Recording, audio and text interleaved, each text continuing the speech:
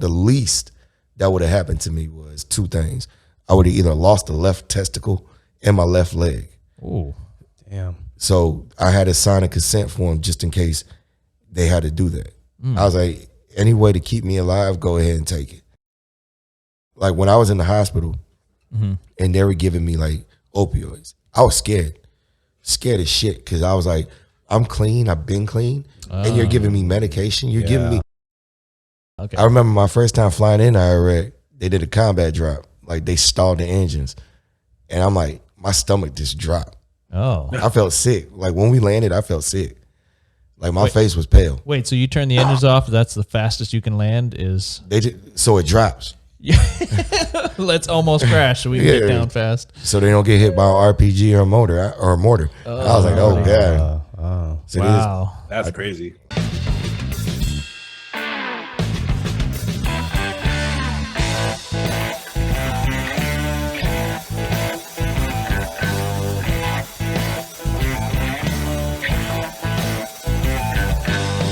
Hello, family and friends. Welcome to another Talks with Lemonade. This is available to the billions around the world on YouTube in 4K and audio streaming services like Pandora, Apple Podcasts, Google Podcasts, and Spotify. If you like this content, please subscribe, like, comment, and share. And now onto the podcast. Let's get rolling. So Tommy, you have 18 years in the military. No, 8. Oh, 8. Oh, sorry. 8 years in the 8 years as a 89 years old now. 8 years in the military. You had a near-death experience in 2021. Yeah. Whoa. You currently work as a security guard at a casino. And I thought, interestingly, you mentioned that you've, as a security guard, you ran into some of the most crazy stories, which I would have thought the time in the military would have had. That probably would have been the high. Wait, is it head of security at a major Las Vegas strip casino? So I'm a security floor manager at one of the big casinos on the strip. So I've been working there for about 6 years, 2 years as a manager. So I've seen, as a floor officer and a floor manager, I've seen my fair share of craziness. But we know you're a boss because you wear a different outfit than the security guys. I get to wear the nice suits. I don't get to wear those baggy suits, the nice suits. I get to wear. My bad. Yeah. No, we're just moving the mic closer to you. Okay. Yeah. I might back up a little bit because I don't want to eat it. No, you're supposed to get super close. All right. You got that sounds good. You got that cool gravelly voice, so we got to get you. Does that come from a lot of drinking or smoking? A lot of smoking. Definitely a lot of smoking. I've been smoking since I was about 16. Whoa. 38 now, going on 39. I'm not really I don't listen to Miley Cyrus music, but when her regular speaking voice, it is like raspy. It's like she Dude, sounds. you sound like Miley Cyrus. No, I wasn't going like that. I was just saying she mentioned there's a lot of drinking. Like a wrecking ball. She said it was a lot of drinking that did her voice like that, but she could still sing. So I thought that was kind of interesting.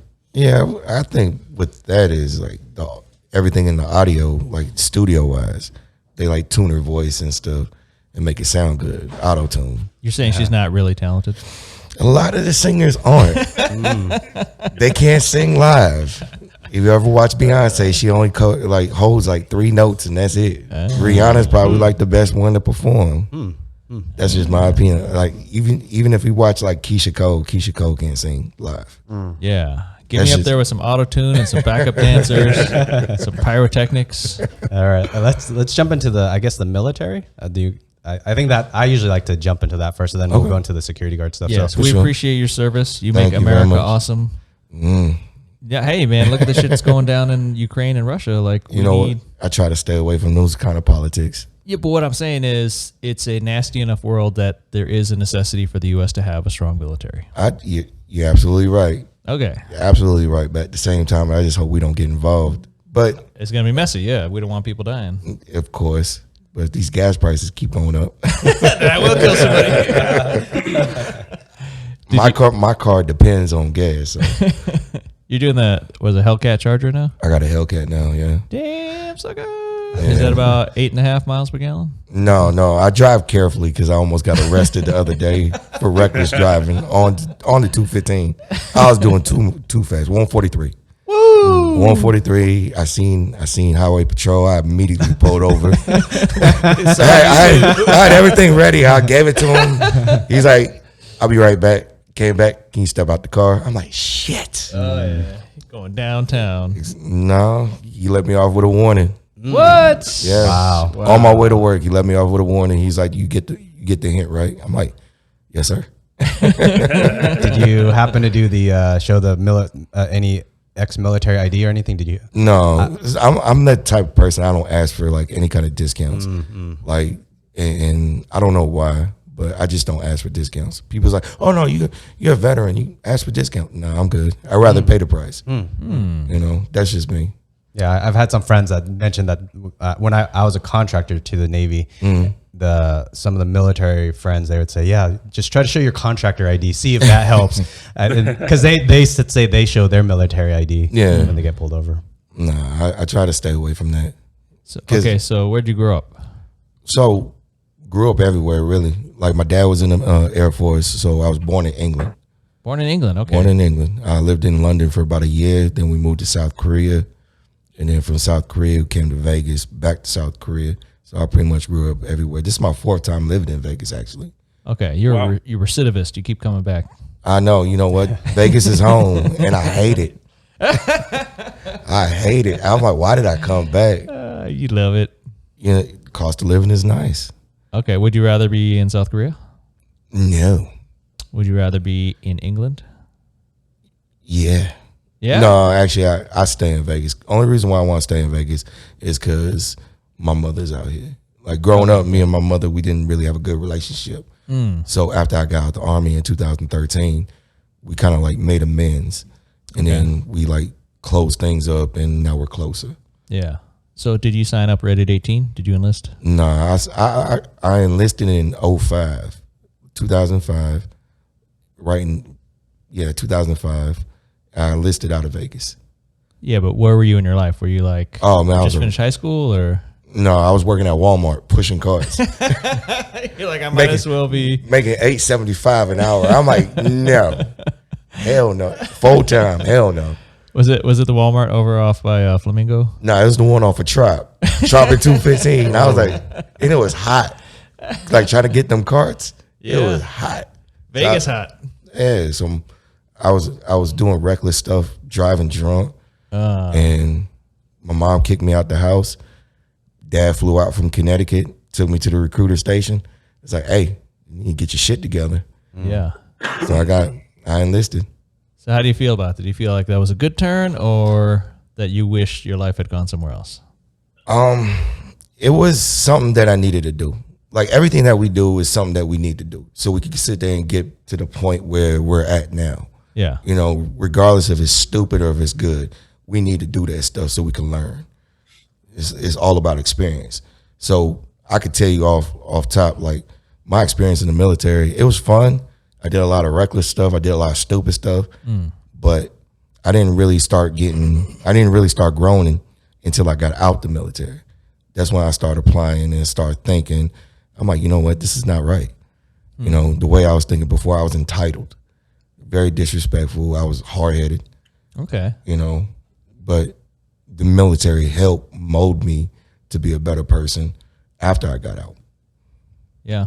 The irony. How long were you in? 8 years. Yeah. So, I mean, going from teens or early 20s to 8 years later, there is a lot of maturity. There is. Yeah. But at the same time, like being deployed, going to Iraq, coming back, you know, going through that reintegration phase, it's just your body gets like stuck sometimes, or your mind gets stuck sometimes. It's like, okay, you did 15 months, you come back for 9, go back for another 12. It's just like, all right. On top of that, I was already messing up with a lot of other things, you know. So I just took the experience from the military and grow to be a better person. But that didn't, like I said, that didn't happen until I got out. Right. I see. It's almost like you could go through the grinder. Yeah. And then while you're in it, you can't. Oh, yeah. Because growing up in high school, I was stupid. We all were. But I did a lot of stupid stuff. But it doesn't matter when like you mature or when you grow. Like there's no set age. You know, It's like, okay, you realize, like I said, I didn't start learning until I was 37. That was last year. But I didn't. You everything that you go through, it just, like I said, it applies to your experience, and now you are who you are. Nah, I knew you a couple years ago. You were learning. You were a smart dude back then. Yeah, went to college. I smartened up. You know, when I started working at Cosmo, that's the casino I work at, I smartened up. Yeah. So in the military, were you? What was your job? Were you a basic, carrying a gun, shooting bazookas? Nah, we did shoot bazookas during training, but at the same time, I want to ask you all about bazookas. I can't remember. I can't remember. That was so many years ago. I'm old now. Got Alzheimer's. Well, so as you know, civilians aren't allowed to have shoulder-fired explosive projectiles. So that's a curious thing to me. It's bullshit. Second Amendment doesn't say what types of weapons you can have. You know? Hey, if you want to carry a bazooka, by all means, just I'm gonna walk on the other. Man. I'm gonna walk on the other. Around with a bazooka. I'm gonna walk on the other side of the road. Mind my business. That's all I'm gonna do. Mind my business. Do you remember if the one that you fired had any guidance or tracking on it, or did you just point and shoot? Point and shoot. That was basic training. Point and shoot. Okay. Yeah, but I did logistics while I was in the Army, so pretty much like supply. Worked in aviation. It was fun. Like being stationed in Germany.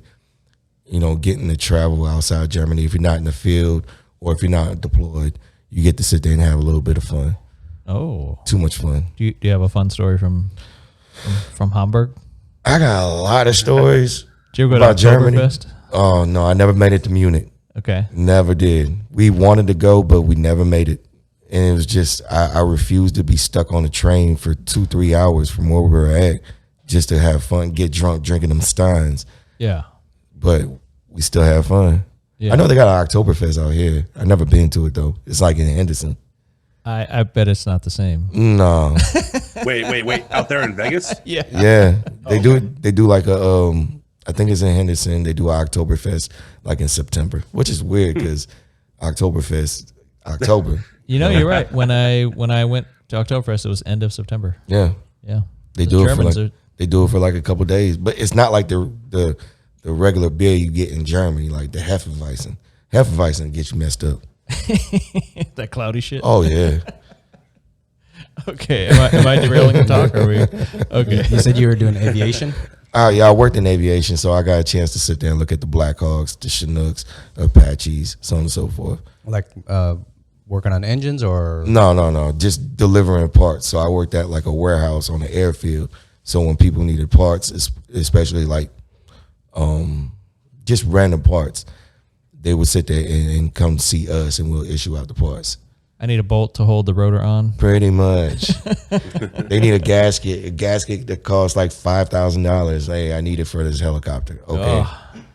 Yeah. I was talking to my cousin who's currently in the Marines, and then I guess as maybe I don't know, there's a common thought with all the movies, the military, you get these images. When you hear the word military, you think of this guy's jumping out of an airplane, this guy's shooting things, this guy's carrying a rocket launcher. So it's just these action, these images. I spent probably four years working on the Navy base doing software for them, and then something that my cousin said the other day is like, yeah, man, these.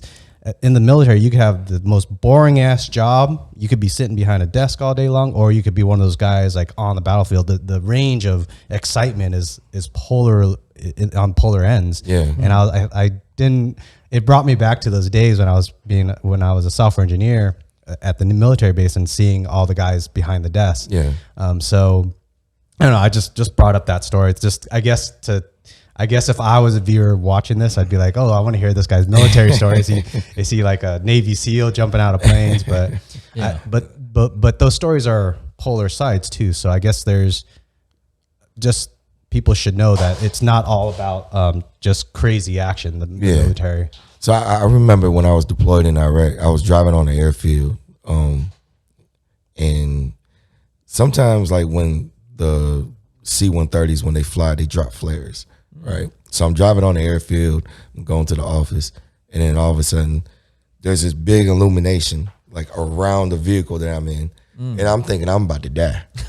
I'm getting lit up. Yeah. I hear a thump. I stop the truck. I look up. I look on top of the truck. It's a flare. Okay, so a C-130 is a big cargo plane. Yeah, well, it's not that big. It's one of the smallest planes at the army. I mean, to a civilian. Nah. Okay. It's not. It's you'll be fine. Could you fit 3 vans in there? 3 vans? Yeah. Maybe 2. Okay, so that's pretty big for you. Oh, really? Yeah. Wow. You could drive some vans in there. Yeah, maybe Compared to like 2. a commercial airliner, how big is it? Like a 737 or like a... The C-130s is like fairly small, but it's not as small. There's enough to carry like about. Yeah. Man, don't quote me on this because I'm very horrible. I'm very like a Get lot some of specs. I know, right? You carry a lot of people in there. But so the thing is, as it's taking off or landing, that's when they're most likely to get shot at. So the flares are to decoy any heat-seeking missiles. Pretty much. Yeah, okay. I remember my first time flying in Iraq, they did a combat drop. Like they stalled the engines. And I'm like, my stomach just dropped. Oh. I felt sick. Like when we landed, I felt sick. Like my face was pale. Wait, so you turn the engines off, that's the fastest you can land is... So it drops. Yeah. Let's almost crash so we can get down fast. So they don't get hit by an RPG or a mortar. I was like, oh, God. So Wow. That's crazy. Yeah. Okay, so That's what they told me. I don't know if that's the real truth, but they stalled the just engines. fucking with the new guys. Yeah. They like to do We got that. bogeys. They like to do that. Hey, let's freak this guy out. Yeah. So were you in the action then? Were you in a dangerous place in Iraq? Were you? For my first deployment, yes. Or not really. We just got mortared all the time. Like they'll send, but they didn't really explode because they were sending like old Russian RPG rounds from like Afghanistan. So they'd find all those rounds, bring them over, and then shoot them over. And if it goes off, it goes off. But Well, here's a present for you. I know, right? No, that sounds pretty fucking dangerous. I've Pretty never had RPGs, even sketchy ones landing on me. So Well, the thing is, it's like they'll land in the area like that you're in. I remember one story. Like we were walking, RPG came in, landed in somebody's locker. It like dropped in somebody's locker while they were sleeping. So it went through like their ceiling, went to the locker, never exploded. man, So it's just like everybody like evacuated the area just in case. I'm like, God damn. Oh yeah. well, if it had gone off, it could have wiped out all those guys. Right? Oh yeah. I mean, we're all close to it. So Yeah. What were we gonna say, Imagine Joe? waking up and just seeing a fucking shell just sitting there. yeah. Oh, Well, fuck. we talked to the person. They say that when they kicked the door in, they yanked the person out of bed. They were that out of sleep, like they were knocked out. So I'm like, God. Yeah. You know you're working hard if the rocket doesn't wake you up. Shit falling through the ceiling. I'm sorry. I get startled when my dog coughs. I hear my dog cough. I'm like, what the fuck? Well, so I think you're kind of painting an important point here. There was a couple years ago when the U.S. pulled out of Afghanistan. There was like, oh, we left them all these helicopters and equipment and stuff. But something like a helicopter without the support, the mechanics, the supply chain, the parts, the gaskets, the bolts, without the training and the teams that can get the thing started, and like it takes hundreds of people and so much logistics to get a helicopter up in the air. Like, yeah, you left in a helicopter. They might fly it a couple times, but They smart. Like I'll tell you that much. Like people in the Middle East, they're smart. yeah. They know how to calculate stuff. Like if you see, I remember walking, doing a guard detail on one of the people. They're like contractors that come on our building, and they'll walk around. And one of the things that we were trained to do is if they're pacing and they're looking at their phone, they're getting coordinated. They're texting. So if they're texting, they're smart enough to get that coordinate. So they're smart enough to fly a helicopter. They're smart enough to drive a vehicle and figure out, okay, well, it's not working. Let me go ahead and try to fix it. Yeah. Kind of like meth heads. Well, but what I mean is, Well, there's a will, there's a way. but what I mean is, like, you can't keep a helicopter going No. without a huge Without a huge infrastructure, right? Yeah, exactly. Like if there's a part that's in dire need and that part we don't have it or they don't have it, they're not going to be able to fly it. Yeah. And if they do fly, it's not going to be for long. Yeah, until the piece falls off. Let me go ahead and tie this with a little rope. I got lots of zip ties. Yeah, exactly. Hey, zip ties work, man. 550 cord. If they get their hands on 550 cord, I don't know if you guys know what that is. It's like the strongest kind of rope that the military has. So okay. it holds everything together. So military grade rope, I like it. so if you get into a fender bender, get some 550 cord. Go ahead and tie that to your car. You'll be fine. Can I get this on Amazon? Is this probably okay? You want to look it up? I guarantee you'll find it. Just 550 550 cord. It's gonna be green. You know, for all of the firepower and manpower the military has, at the end of the day, the logistics is literally what drives our entire military. Like the logistics of our military is absolutely insane. Yeah. Overall, like everything, like all the stuff that happens behind the scenes that enables everything else to happen is freaking crazy. And that's so cool that you worked in that. Everybody plays a part in the military. So like even janitors, you know, they play a part, or technicians, they all play a part. So everybody's job can be effective. Yeah. You know, sometimes like, cause I was in combat arms, but we'll roast each other, crack jokes. But at the same time, like when it comes down to field operations or missions, we all work together. Right. You know, so that's the good thing about it. I mean, you're on the same team, but it's like life and death team. Oh yeah. It's like I've deployed with people I've deployed with all kinds of people really. Yeah. And whether they're bisexual or they have a certain specific sexual orientation, whatever, we look at them as brothers and sisters. Yeah. Regardless of what they do, because what if they're Mormon? They're my brother and my sister. Okay. Pretty much. Be like, let me get your wife. Let me get one of your wives. You got 9. You got too many. Yeah, you got 9. I could get one. Come on. Stop being greedy. Was there any PTSD from, you said your time in Iraq had a RPG landing near you? It doesn't keep lockers near his bed anymore. Yeah. It's all pillows, the whole room. When I was going through my transition in 2012 to 2013, there was PTSD. I was diagnosed with PTSD and TBI. It's getting better. Like, I'm not as angry, but that's a whole nother story. And we could get into it. I don't mind. I'm very open. So when I came back from deployment in 2011, I was a wreck. Symptoms of all kinds of PTSD, anxiety, lack of sleep. I had all the symptoms. So they started hooking me up on medicine. Hey, take this, Xanax, take Seroquel, is antipsychotic for sleep. And I'd be knocked out for like an hour and wake up and I'm like, I'm a zombie. You know, I'm glad you're not psychotic though. I'm not. We can get into that later though. Okay. But it's just like for 2 years, I was on so many pills. Like I think every day I was taking like 7 pills a day. Wow. You know, muscle relaxers for my back, pain pills for my back, antipsychotics, antidepressants, blood pressure medicine, Tylenol, ibuprofen for joint pain. I was on all kinds of stuff, so I was a wreck. I remember I messed up one day. I took like my sleep medicine instead of my antidepressant, and I'm standing and I'm looking. One of my buddies come up to me. He's like, "Hey, I know you're there, but you're not there." Yeah, they could see it. Like I was clocked out. So, but like I went through a bad addiction phase, but I broke that. You know, I was addicted to pills for about 2 years. Do you think there should have been a better way, or is that what it needed to get Tommy from? I needed to go through that. From my personal experience, I needed to go through that. Yeah. It's all part of growth. You know, you go through sometimes the worst of things to be a better person. Okay. You know, sometimes, even people that go through the better things, they can become a shitty person. Yeah, you know, rich people.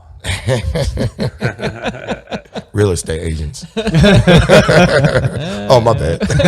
I know some shitty ones. No, but after I shook that at the end of 2013, I started seeing life in a different perspective at that point. You know, and it took from 2013, like I said, we all grow. 2013 to 2021, it's all been an experience. You know. Let me ask you this for our audience. So we hear the term PTSD, right? Post-traumatic shock Post-traumatic stress disorder. So the idea is you've been in combat, you're scared for your life, and you're just so messed up from being on high alert all the time. People are shooting at you, people trying to kill me, right? I'm in a dangerous place. So yeah, totally traumatic. Yeah. You come back to the real world, you come back to America, you're safe, everything's fine now. The logical thing is like, hey, everything's fucking great. I'm gonna go have a cheeseburger, and life is good. But something gets messed up in our heads. Is there a way to describe that to us?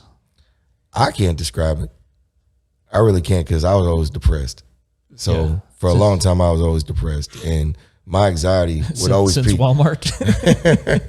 I know, right? That's where my PTSD kicked in. Go pick up that cart. Damn it. It's all the way on the other side of the road. Go get it. Yes, sir. Nah, I can't describe it, but I could tell you like some of the symptoms, like I said earlier, anxiety. I remember when I first started working at I'm walking the casino floor. There's hundreds of people on the casino floor, and like my heart's racing because I'm like, what the fuck is this? What am I doing? Why am I doing this? And it's just, I had to push through it. You know, some people that actually run away from it. So even just being in a crowd at that time. So there's two different types, in my opinion, there's two different types of people. People that want to sit there and work with it, get to know what their triggers are, and people that want to avoid it. Yeah. And people that want to avoid the triggers, they're stuck, you know. But if you get to know your triggers, regardless PTSD or not, veteran or civilian, you know what bothers you. You know those type of things. You get to know those type of things. You become intimate with those things. It all just tunes away. You know, everybody gets depressed. Everybody has, well, I can't say everybody has suicidal thoughts, but everybody gets depressed. Everybody has anxiety. It's just how you handle it. There's a coping mechanism. You know, instead of like taking narcotics or smoking weed helps. I don't smoke weed, but smoking weed helps. Yeah. You know, or CBD. But it's just all on how you like address it. Yeah. You know. Do you ever have suicidal thoughts? All the time. No, I'm serious. No. I'm gonna call 911. No, I never do. I think I'm lucky to be, you know, I'm happy and I want to keep living, and it never occurs to me. It's never. I don't think suicide. So I was doing my compensation, my CMP, and I remember I was trying to get a contracting job to go to Kuwait as security, and I'm thinking that I'm good. And during my CMP exam, they were asking me, "Are you suicidal?" I'm like, "I'm not suicidal," but there are times where I do feel like if I'm gone, I'm gone. They took that as, "Oh, you're suicidal." I'm like, "Come on!" I'm like, "What the fuck?" We'll go ahead and give you a 10% increase on your disability. I'm like, that's not right, you know. I wasn't trying to get the discount. Exactly, and that's what they did. I'm like, I feel like sometimes I'd be good without being here. Yeah. Like, but at the same time, that doesn't mean I'm gonna off myself, you know. But they took it as I'm suicidal. I'm like, come on, man. Joe, I'll throw in a random story, kind of slightly related. So I was in Vietnam 2010 for 6 months. I was drinking the local water, and some bug got me sick, and I had like 102, 104 degree temperature. Jesus. Oh my God. Yeah. And then I remember there was a moment, and I still remember it now. There was a moment where I just said to myself, I don't fucking care if I die right now. I'm so miserable. But there's a difference between right now, is this moment right now, me right now, I care if I die right now. Yeah. At that moment, I could honestly tell you, I had no care about my own life. I was done with life. Oh yeah, because you were miserable. Your body was going through so much shock, and your mind is like, God damn, could this go away? And you wake up and you're feeling the same thing. So I get it. You know, if I went through that, matter of fact, last year, you know, I don't know if that's something you guys want to get into, but I went through that in August, you know. So we will, but I don't know if did you see the post that I posted? I saw you in the hospital, and I said, "Hey, if you need me, let me know." I don't remember that. Oh, you were that's out how of it? That's how doped up I was. Oh, I should have came down and checked on you. That's all good. It is all good. That's why I posted. Did you come out okay? So yeah. Okay. I'm good. Still alive. I'm still alive. I'm still here. You know, thankfully. And so before we get to that, I know a couple years ago you mentioned possibly wanting to be a mercenary. yeah, so not mercenary, security. Everybody thinks that contracting overseas doing security No, is it like sounds so cool when you say merc and you're gonna go over there and murder people. and I just go along with the story. Yeah, mercenary. But no, I'm really guarding the porta john. Hey, you want to gain access? Go ahead. Let me check your credentials. But no, it's just security. And I was going security in a dangerous place. Kuwait's not really dangerous. Kuwait's actually beautiful. Okay. Like certain cities or certain countries in the Middle East, like Dubai, UAE, Yeah. Bahrain. What is it? Not Bahrain. But yeah, Bahrain's over there, right? Yeah, Bahrain. They're all beautiful cities. Would you go to Djibouti? In Africa? It's near there. No. But if there was a job that I qualify for, I'll do it. Okay. Just matter of fact, last year I was going through the process of doing security, working in Afghanistan, going back. The way that the contractor or the way that the recruiter broke it down to me was, you're going to be going from Kabul to Kandahar and back and forth doing supply, but you're security. Mm-hmm. And this is months before the whole stuff was getting started in where we gave the country back, right? Where we left, pretty much. Yeah. So I was going to go to Georgia to train, and all of a sudden, I got sick, so I couldn't go. Gotcha. But then when I was in the hospital, that's when everything I was watching, I'm like, God damn, shit's crazy. So good thing you didn't go? Good thing I didn't go. Okay. Good thing. So other than the big players like Blackwater, are there like a lot of private security contractors? Oh yeah. A lot of government contracts. There's a lot of them, a lot of companies, and you have to do the research on looking for them. Wait, hold on. Government? You mean the government hires contractors too for security? Or I'm not fully experienced in that, so I'm gonna say yes. I might be wrong. Somebody might be like, "Nah, this motherfucker wrong." But there is government there is agencies that you can sit there and apply for, not just like the CIA or FBI, but there's like other companies, even in Vegas, that require like security clearances. That interesting. They'll work with like DOD or State Department. Mm-hmm. So there's a whole world out there. It is, and it's all about networking and who you know.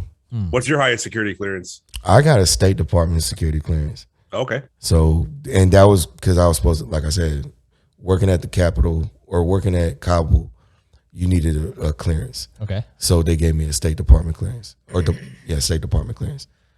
It was quick. Yeah, I got the email. It was like, "Yep, you're approved." I'm like, "God damn, you really didn't go through my history that well."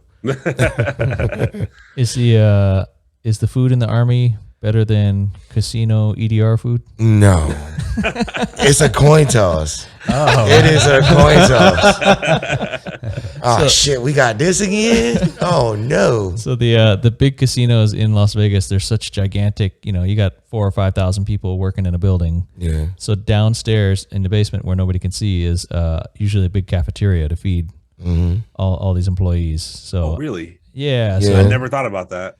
Right. So you can't have them all taken off for lunch break, right? You want Right. You got to circulate them. Everybody goes on break at a certain time. Like the food isn't that bad. No, it's great. It's free. Yeah, exactly. Wait, casino or military? What are we talking about here? Casino. Casino. Okay. Military, like you get a piece of bacon and it looks like a pen. You get some eggs and it look like it been run through dirt. So sausages that look like they were cooked last week. So it's just like, all right, no, let me stop. That was when I was tough. That was when I was in. But no, cafeteria food in the Army wasn't that bad. Okay. It depends on what day you go. It depends on what cafeteria you go to. If you go to the one that no one goes to, then you're going to get shit food. If you go to the popular one where all the higher officials go to, you're going to get better food. Huh. So what's the difference? Is it different cooks or different supplies or? I have no idea. Huh, I don't work on that side. Yeah. That's just how I see it. Oh, my bad. Okay, no worries. That's just how I see it. Yeah. My opinion might be biased though. Everything I say is biased.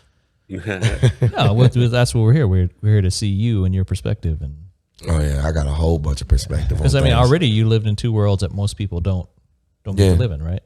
I don't know. I don't know nothing about being in the Army. It's kind of like working at. Yeah. More push-ups? No, just continue to fill those drinks. Do you have to run a mile before breakfast? When you do PT in the morning, 6:30 to 7:30, sometimes you do have to run. Okay. Sometimes when they do like a company run, I had a commander one time. You love company runs on Fridays. This is in Germany. Yeah. So Thursday night, we'll go out to the club and drink. We won't get back until like 4:00 in the morning. We going up to the room, changing into our PTs. And then all of a sudden, we're doing a company run. Oh. It's the slowest fucking run ever. But at the same time, you can smell all the alcohol pouring out of everybody. It's like vodka, tequila, soju. I'm like, who the fuck is drinking soju in Germany? But it's out there. You know, you can smell it. It's like, oh God. But it's like, are we almost done? No. We run by the barracks and it's like, all right, we're done. Nope, keep going. Like, you motherfucker. I still talk to him too. He's real good people. Okay. Like, I stay in contact with a lot of people that in my chain of command. That might be literally what kept me out of the military was the whole running before breakfast. Not even talking about hungover. Just the idea of it's not. But you know what though, working out is not bad. Like running, like everybody think running. I hate running. I'm not gonna lie. There's two things I hate. I fucking hate running, and I really fucking hate stairs. Okay. I hate walking upstairs. Stairs are my enemy. Yeah. Fucking stairs. Like, remember when what was it? Avengers. Did you guys see Avengers? The Hulk. Yeah, Endgame. I hate stairs. So I was with a bunch of employees watching the movie, and it's like, "Yep, that's your ass." I looked at them like, "Really? Why? Because I hate stairs. I hate going upstairs. I hate walking down. Well, walking down is not that bad, but going upstairs, man. No, stairs are just a one-legged squat, right? Man, it's like lunge. Fuck that. After you done going up 5 flights, it's like you feeling in your quads. Yeah. I'll tell you this. We were doing laminate flooring at the other condo, and you buy it by the case. The case is about 3 feet long or something, right? You're picking up a case of flooring. These vinyl planks are fucking heavy. This box, I was prepared for like a 20-pound box. This is like 40 or 50-pound box. And so you have one of these, like, I hope I don't throw my back out, right? Yeah. And I got 25 of these in the back of the truck to bring up stairs to this unit. And so I did a marathon of carrying these vinyl planks upstairs. That's a workout. It was. And I had just done a hike that day with my meetup group. We went and hiked Lone Mountain. So I was like, shit, after the mountain, now and like just timeline wise, like I can't wait till tomorrow. I can't be putting this off. I got to get it unloaded. Yeah. And so it took me like 2 hours. You should have brought the people that you hiked with. Be like, hey, I need some help. Yeah, if I had known. let's form a line. Just pass it up. Yeah. I think it's too heavy for most civilians. What, 50 pounds? Yeah, you ain't lying. Yeah, it was. You ain't lying. So Marielle, she's about 100 pounds of a mean Asian gal. Yeah. I know. I've seen her yell at people. Yeah, so she wanted to jump in and help, and she's strong like that. Yeah. But I think she had pulled her knee or something at work. I'm like, look, you're injured. You don't want to be.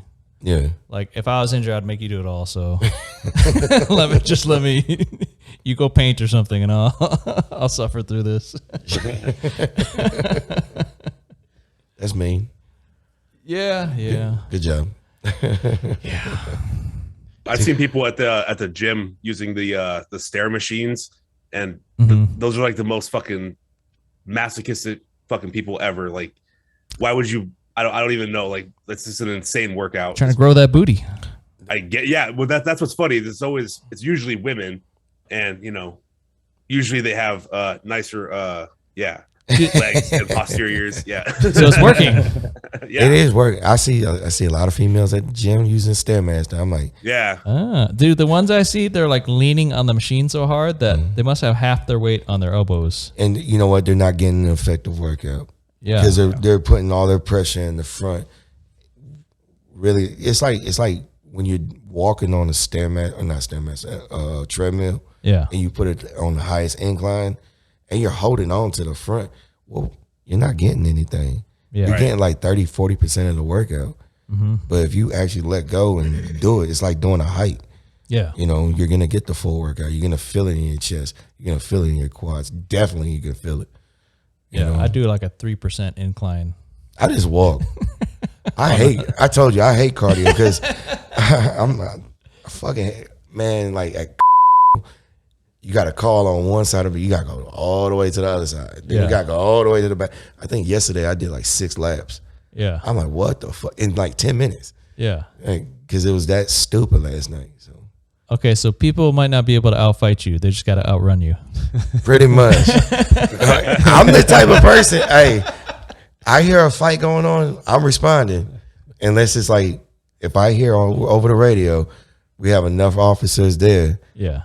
All right, I'm gonna like slow it down a little bit because I don't want to overexert myself because I'm still in recovery. But at the same time, if I hear somebody getting their ass beat, I'm going to jump to it. You know, Yeah. Are you talking about like between patrons or patrons or even us?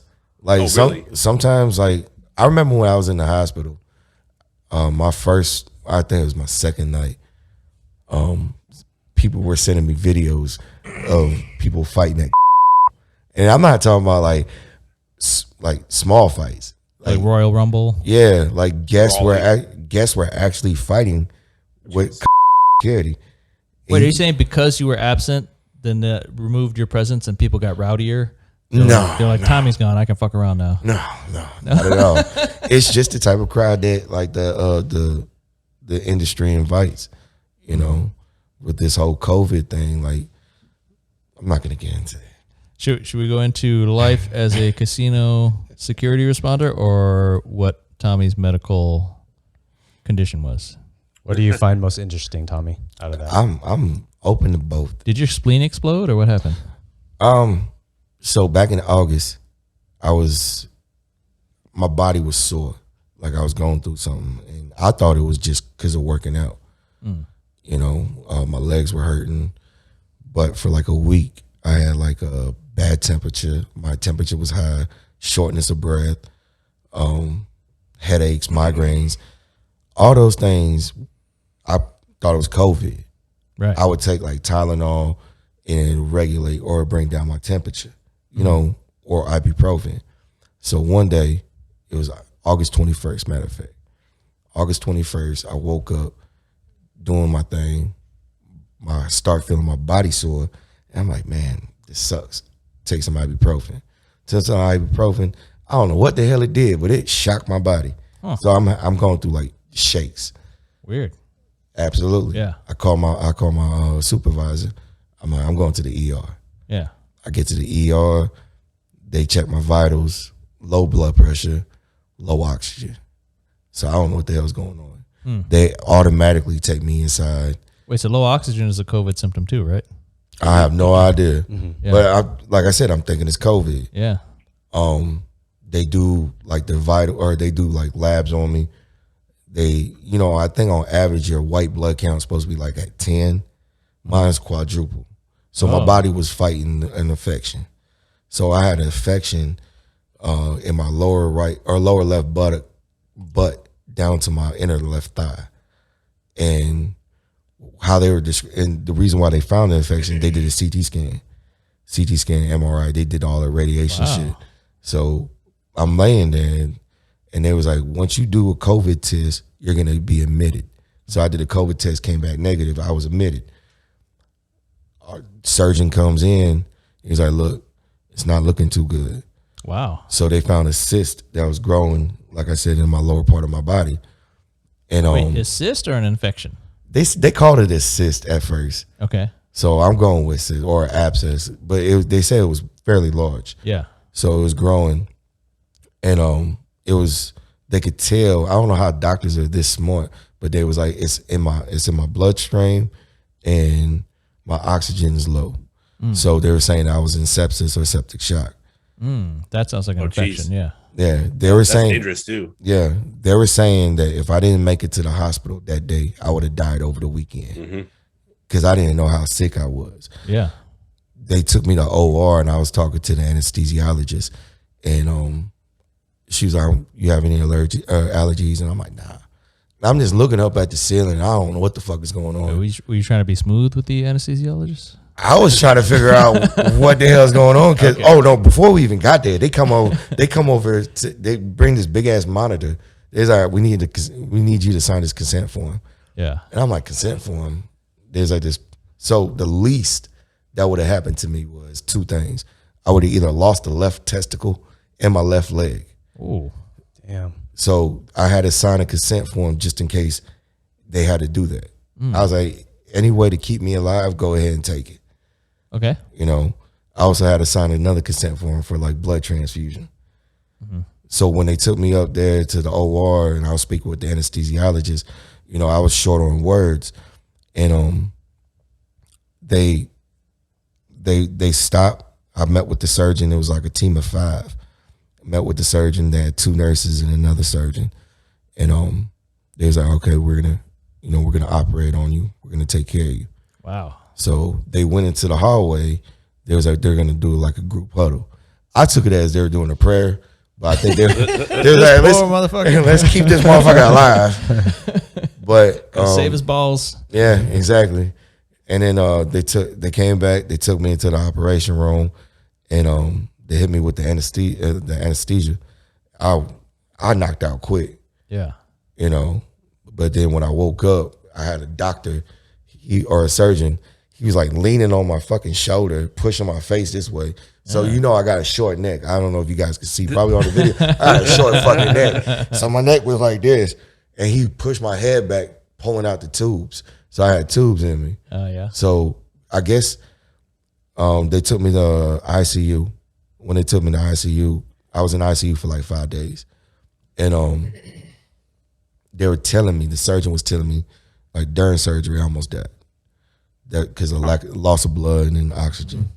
So being in the hospital for 10 days, I had a lot of thinking to do. Yeah. It changed my perspective. You know, a very close friend of mine was like, you held hands with death and let go. You know, and that's exactly what happened. Wait, so no suicidal thoughts since? No, it's more happy. Yeah. You know, I'm even if something doesn't go my way right now, I'm content. That means it wasn't for me. You know, so I had to look at a lot of things differently, and I see life in a different aspect. You know, I see like my past and the mistakes that I was making that wasn't genuine. So now, like, what I'm doing is with the second chance, I feel like it was a second chance. I'm sitting there moving forward and being genuine and being sincere. Yeah. You know, sometimes I get angry. It's human. But that sounds great. It sounds like we should all go through that. No, don't go do that. No, you came out the other side? Yeah, no. Near-death experience, hell no. Oh, okay. That was like the worst 10 days of my life. I had a catheter in me. I'm like, what the hell? And it's like I called my best friend. I was telling my best friend everything. And she was like, when I called her after surgery, she's like, hey, did you check? I'm like, check what? Check to see if you have a testicle. I'm like, hold on. I got scrubs on and I'm leaning. I'm like, I can't tell. Because there's exactly. There was so much fluid pumping through me. And I'm like, I can't tell, but I think it's there. I still got my left leg, so I'm good. Wait, so a catheter, does that go in your pee-pee hole? Yeah. So instead of peeing, the tube is in your ding-dong. Yeah. And I didn't know. I woke up and I'm like, what the fuck is this? Like, I'm like, what the hell? I'm looking around. I see this big ass bag. I'm like, why do I have this? I look down and I'm like, oh, God. Yeah. Wow, that's an experience. Did they figure out what caused the original? No, they just said it was an infection. They try to ask me like certain questions and I'm like, no. Yeah, like you didn't fall on an iron pole or anything? Or? No, not at all. It just came out of nowhere. That's how I see it. Because sepsis usually is some cut or some opening in your flesh allows bacteria or something to infect and grow. And if you don't stop it, sepsis is the rapid spreading of. That's exactly what happened. Yeah. But without an initial injury, it's curious. I mean, it's baffling. Like how did it start, right? I don't understand how it started. Yeah. So. Hey, I'm glad you're alive, man. Me too. Would you have been happy if you were a peg leg dude? If you had lost your left leg? That actually crossed my mind. I'm like, what the fuck? Like, how am I gonna do? What am I gonna do for work? You know, everything crossed my mind when I was in ICU. Yeah, but you get that blade leg, right? I'm pretty sure I have to work. It's like when you level up. Yeah. It's like I'm pretty sure you have to level up to it. They'll give you like a fake thigh and a stupid looking yeah, where the skin color doesn't match. exactly. It's got no tattoos on it or nothing. Trust me, if I had one of those, I would take a Sharpie to it. I would draw on it. I'd play tic-tac-toe. I was like, let's play tic-tac-toe on my leg. Start you with a mannequin leg It'd be like, from a department store. Exactly, pretty much. Oh, okay. That really changed my life, like a lot. And everybody's like, how can you go through so much change since August to now? Yeah. You know what? I take it back. It's not change, it's growth. Like, I grew from certain situations. Like like I said, I grew from certain situations. So that's how, and it's like, it took that situation, it took almost dying to make me realize that it's not good to be in a spot. It's okay to, but just don't get stuck. And a lot of people, they get stuck, you know. So do you know the meaning of life now? No, 42. What? Tommy's a nerd after all? Is it 42? Yes. Yeah, it is. There we go. It's 42. I gotcha. It's a math joke. I'll add a story. I think Joe and Emmett's probably heard me say the story, but if it brings any thoughts to you or anything. So I was in a near-death experience. I was on the freeway going about 80 miles per hour. This was 2004, 2005. Back suspension broke while I was on the freeway, and the car, the back wheel like broke in this way, the driver rear, and then it started to fishtail, and then shot four lanes to the right, hit an embankment, and flipped the car upside down. Oh Jesus! And then right then, my life flashed before my eyes, literally. Literally, I guess figuratively, literally, as in that statement. That, anyways, we get it. Yeah. And at that moment, there's quite a few thoughts because time slows down. It was, holy shit, I might die. I was upside down. I was upside down. I'm like, okay, I think I may die. Yeah. How do I want to live out of this? And then one thought was, well, be like a drunk person because they seem to survive car accidents. So just let your body go limp. Yeah. And then the second thing was the actual life flashing before my eyes. I thought about my brother, my mom, my coworkers, my friends, family, and I thought the biggest thing that came to my mind was this one statement. I said to myself, I wish I was a little bit nicer to everyone.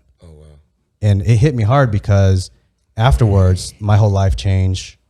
And I think I live on that, and I don't even realize it because it wasn't until a few podcasts ago where I mentioned that story. I kind of forgot about it. Mm-hmm. I mean, I remember that accident, but I forgot that sentence I said to myself. But then I started realizing, holy shit, every day since then, I've tried really hard. Yeah. I think Emmett knows that. I used to be a very hot-headed person back when I was 21 years old.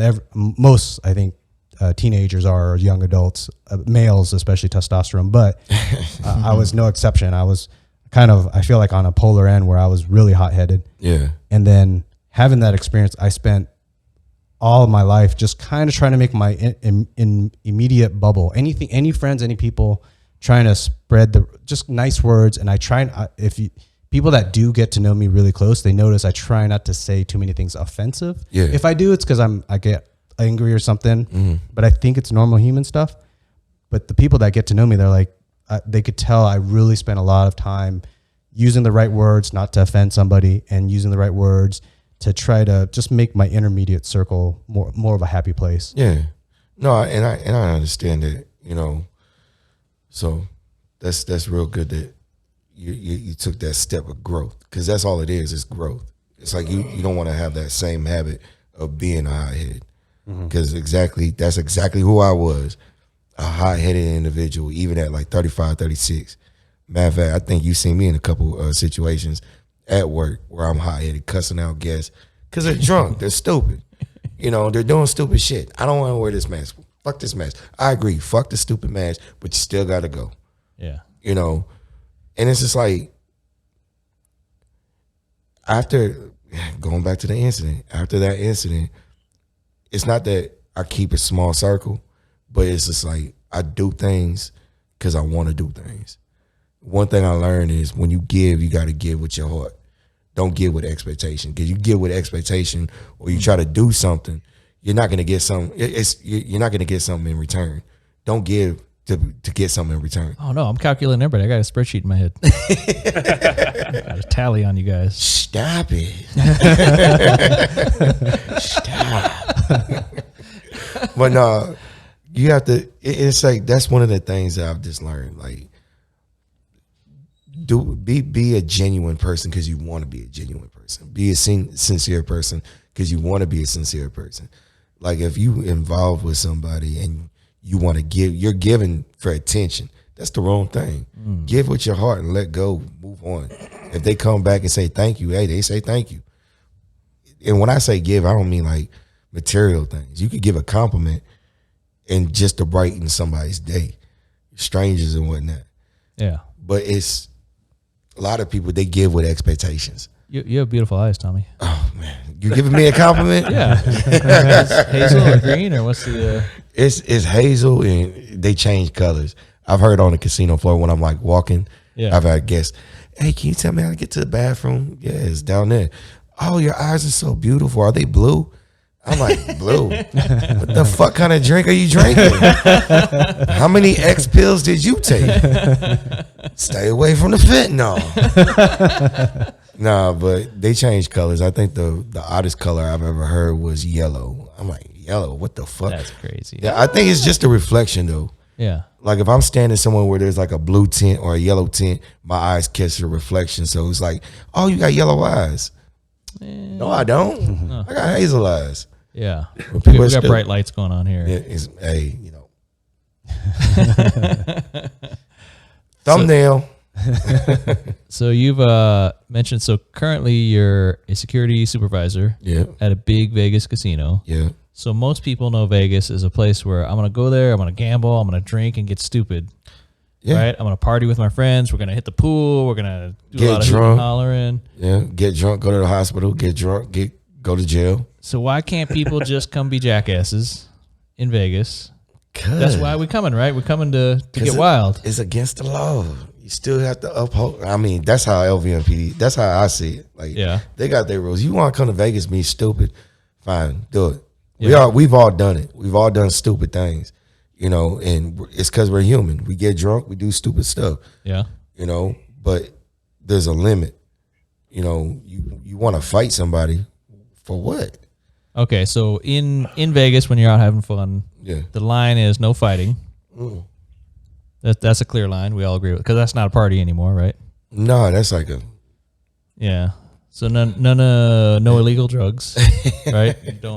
Don't show people your illegal drugs if you're partying in Vegas. No sugar burgers. Is that a cocaine reference? Sure. Is that a?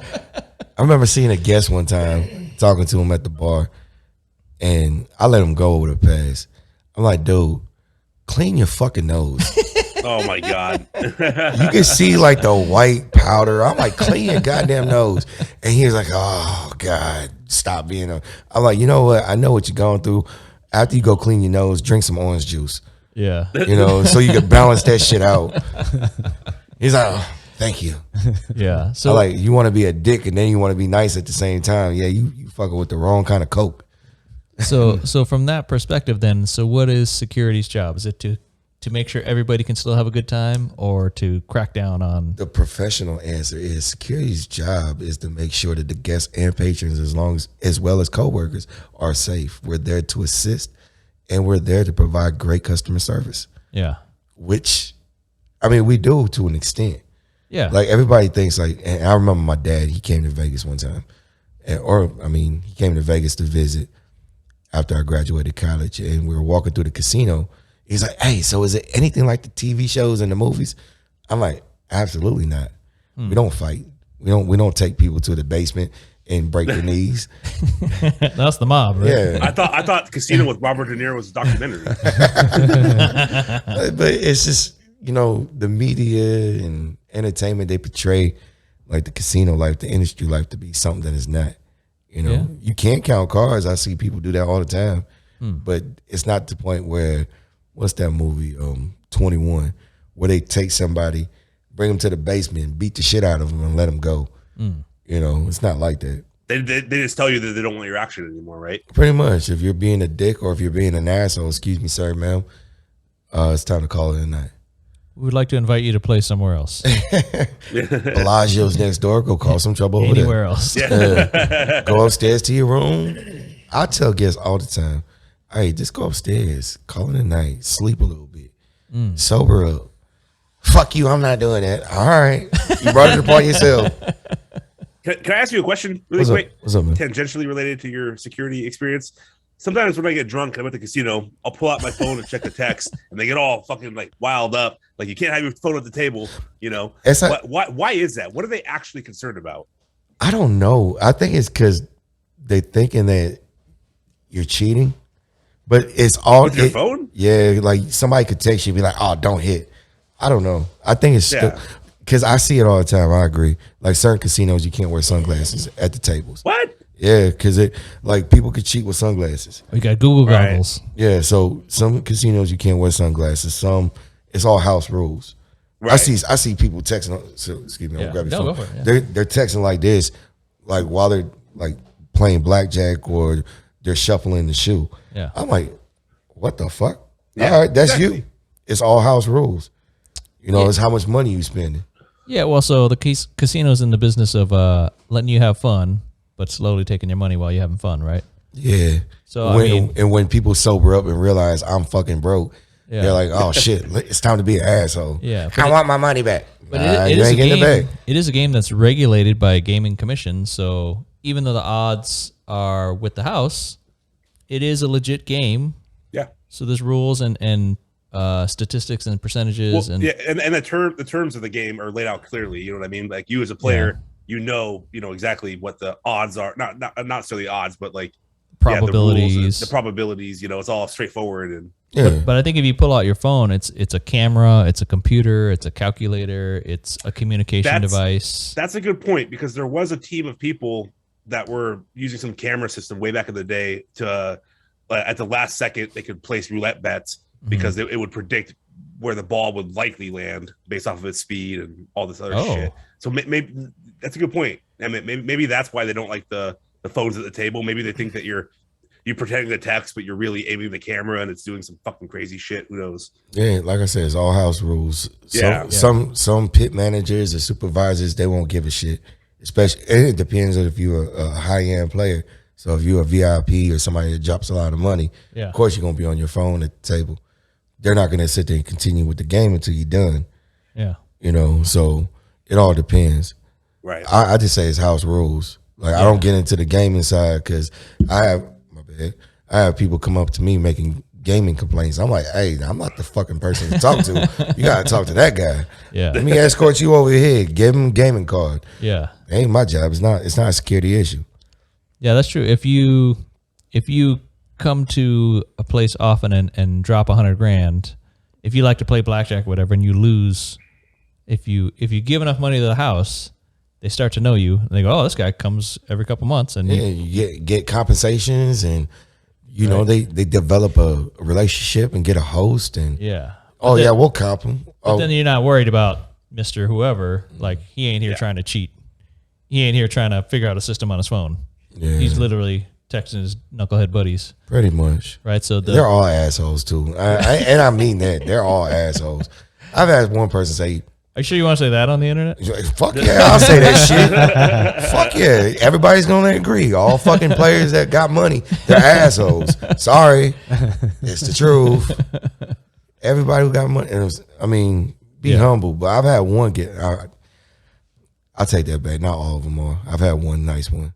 The one guy. There's one guy.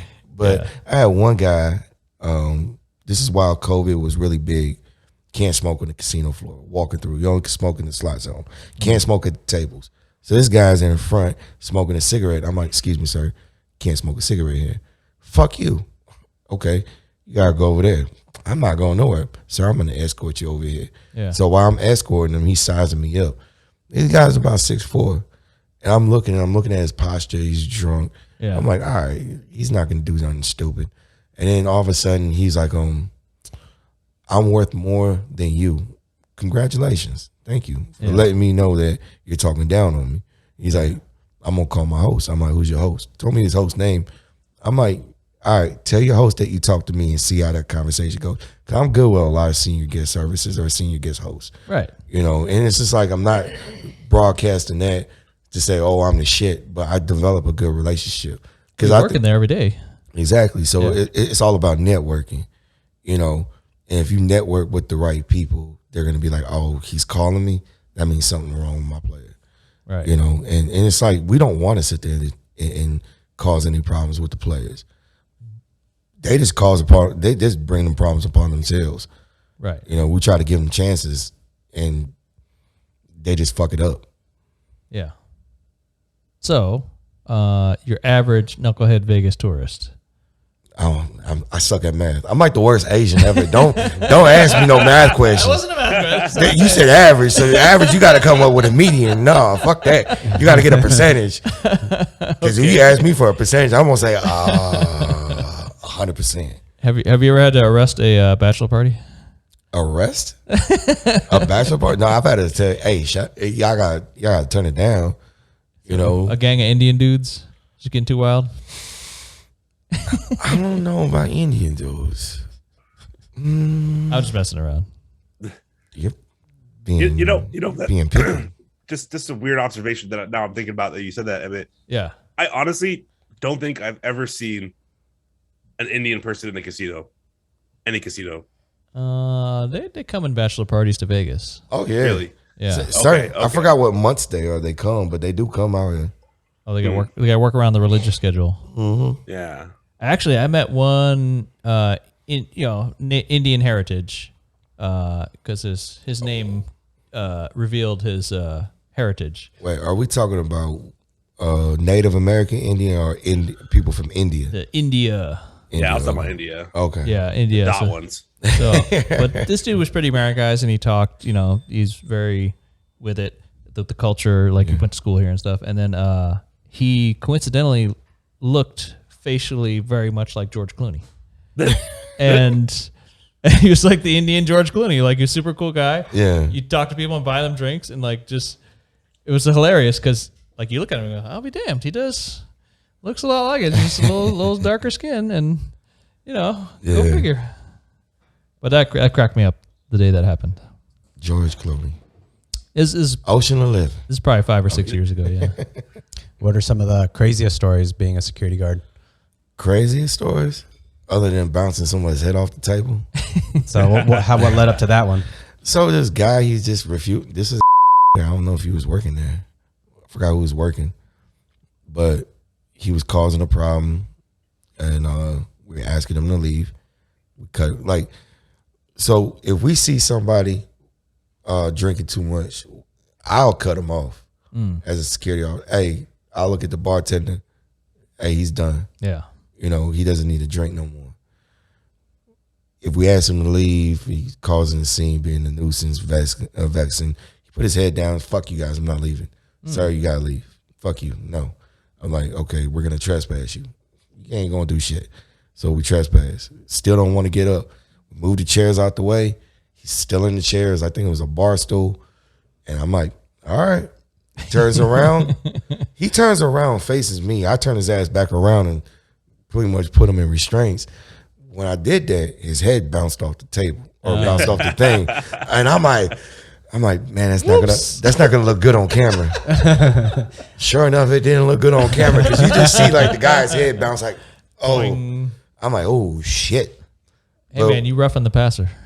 I don't want to be too rough because at the same time, like you have to use a certain amount of force. Yeah. But I use the force to protect me. So if it's us three, I'm going to protect you guys, as guests or patrons. Yeah. But I'm going to use enough force where I could detain somebody,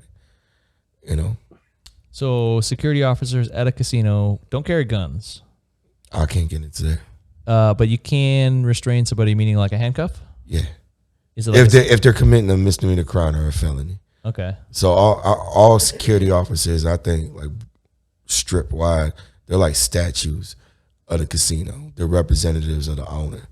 You know, they provide customer service, and they deal with situations good or bad. Yeah. Everybody deals with it, but they see security. They see us as a statue or somebody with authority. Yes. You know, but if they do commit a crime in your presence and it's a misdemeanor, we do have the right to detain, especially if it's a felony. Yeah. You know, so we do have the right to detain off that. And then we'll press charges and move forward with that. So say a guy like grabs some chips off a table. Oh, that's a felony. He going straight to jail. Oh, okay. Game is gonna come. It's the dumbest thing you can do. I've seen it happen. Yeah. Seen it happen. Unbelievable. So security could restrain a person and then hold them till the police department comes, right? Is that until LVMPD responds or any law enforcement, when they respond, we hold them. Okay. And then so your job is to keep everybody safe. Yeah. There's times when, so out here we call them Metro, right? The police department is Metro. Yes, sir. Yeah. So is that ends up being a lot of paperwork for you?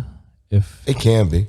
Yeah. Like if the situation gets like to a point where it gets out of hand, it can come to the point where it goes to court and you get subpoenaed. That is a lot of paperwork because you got to go back to the incident. You got to read the incident. You got to do like depositions. So it's just like, all right, man, this sucks. You know, that's why it's like, try to talk to people. Like one of the biggest things that I've learned is you talk to somebody calm after they're yelling at you. You talk to them calm. It might change the demeanor because they're not yelling at you because they're mad at you. They're yelling at you because they want to complain. They're pissed. But after you talk to them, you lower your voice. Chances are they might lower their voice, like effective response. If I'm screaming at you after you're yelling at me, I'm not going to get an effective response. It's going to be an altercation. Right. If I just talk to you normal, you're going to be like, oh shit, this guy genuinely cares. Yeah. You know, it's just all verbal judo. You know, even yeah. We just learned something today. Verbal judo. I learned that in college. Learned that in college. Yeah, this sounds like straight up customer service shit too. It is, that's all. Customer service your ass. That's all hospitality is customer service. Right. Everybody in hospitality has to provide some kind of level of customer service. You become a people person. Yeah. I hate people. Like when I first got out the army, I hated people. And that's just because I was miserable. I was stupid. I was an addict. I hated people. You know, I wasn't even close to my mother until like 2013. So I hated people. But then when I started learning, I'm like, I went to college, start developing like social skills. I think like working at, I developed a lot of social skills. Like I'm coming up on 6 years there, and you develop a lot of skills. You know how to read people. You know how to read situations, and it's just like, all right, it's going this way. Yeah. It's going the way I want. You ask certain questions, you're getting certain answers. It's interview interrogations, pretty much. So you're thinking more than reacting? You have to, unless it's a situation in dire need of reaction. Sometimes it's like your reaction time. I remember one time, this is like 4 years ago. I walked somebody out a building, and I told the person that was at the door, if he comes back in, let me know. So he came back in. He started arguing with one of the security officers. This security officer, I couldn't stand this motherfucker. I hated him, like straight up. But at the same time, I seen him get punched in the face. My reaction was, oh shit, we just got punched. I'm tackling this dude, bringing him down to the ground. Right. You know, and that goes back to, even though I may have different feelings about you, I'm still going to work with you. I'm still going to protect you. We're on a team. Yeah. I can tell you this. I worked, so I know Tommy because I worked a graveyard bar. I used to be a bartender from 2 a.m. to 10 a.m. So when you starting at 2 a.m., there's no boring people hanging around. It's all interesting. It's the wild, crazy people that are on coke or been drinking for 24 hours. There's no boring people hanging around. So it's all characters, all people looking to get wild, all people hoping something crazy will happen. Pretty much. And so I got to know Tommy and a lot of the security personnel just because it's late and I'm dealing with these customers, but there ain't a whole lot of other people around. You know, this is kind of the spot for late night. And a lot of times I'm by myself. The barback goes off to get this thing, or he's on a break, or the other guy called out, he didn't show up, so I'm by myself. So if I'm handling a bar and, 4 dudes walk up and they want to get rowdy, I had a crew of probably like 8, it was mixed, men and women, but they got rowdy and they want to get confrontational and be like, hey, look, I'm following the rules. Like, you want to order drinks, I have to check your IDs. Like, you look young, like, that kind of stuff. And they want to fight me because they feel like they're in a gang. They feel like they're stronger. And so my lifeline was security, 55555. Pretty much. What's up, hey, guys? call us. We respond. Got irate guests at the Need bar. backup.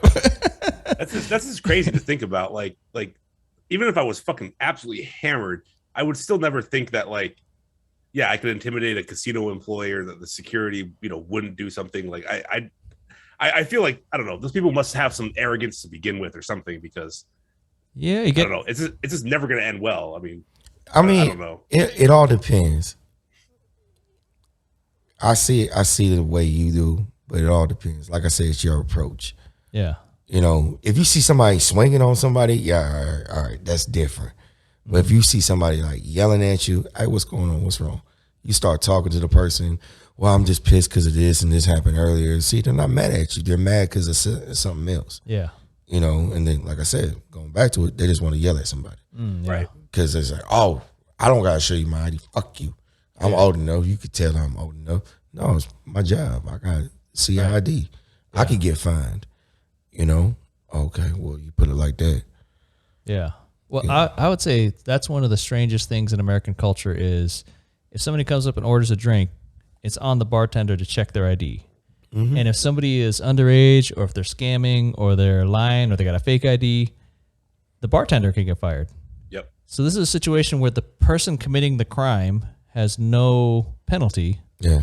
But the person who's just trying to do his job can get penalized for somebody else committing a crime. That's a weird thing to me. It is. I can see if I'm trying to serve underage people, like if hey, bring in all the 17-year-olds. That would I be don't a know how different it is story, out right? there in Vegas, but out here too, you could be held financially liable. You could personally get fined for in Oregon. You can personally get fined for not following through, or exactly like if if somebody comes in with a fake ID and then they leave and then they get into a car accident or something, you can be held responsible personally and the business too. Yeah, but that's crazy to me because what if they got a great ID from China or something like? Exactly. But we could tell because we have ways to tell fake IDs. I'm just saying it's weird that the person that's doing the dishonest thing, somebody else is getting punished. Like it's my job to keep you from lying. Pretty much. That's a weird thing, right? It is, but at the same time, it keeps you from doing your job. So if I'm underage, I come to you, you have the choice, serve me or not. I'm not going to serve you. Yeah. And if you don't serve the person, that person becomes an asshole or irate. That's when you call security. Yeah. If they become irate with us, that's when we carry them off or walk them off. Yeah. I'll say this about Vegas too. There's the line for how drunk you are is a little bit different when so as a bartender, right?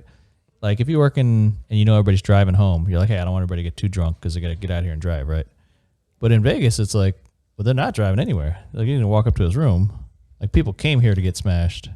So it's a weird thing where like, all right, are you still standing? All right. Can you pronounce the drink you want? if you're just like, Vegas drunk is something special too. Like I could put it down pretty good here, but when I go to Vegas, it's just extra another level. It's like I'm not dead. It's like the oxygen, man. It's like because there's no windows, you're trapped in a building. It's like, all right, let me go ahead and keep drinking. I don't know what time it is. Time for another drink. Exactly. Yeah. You're having a good time. You get 8 drinks in. You stand up. You fall. Bust your head. You're in the hospital. People don't know how to take care of themselves. Drink responsible. That's all you got to do.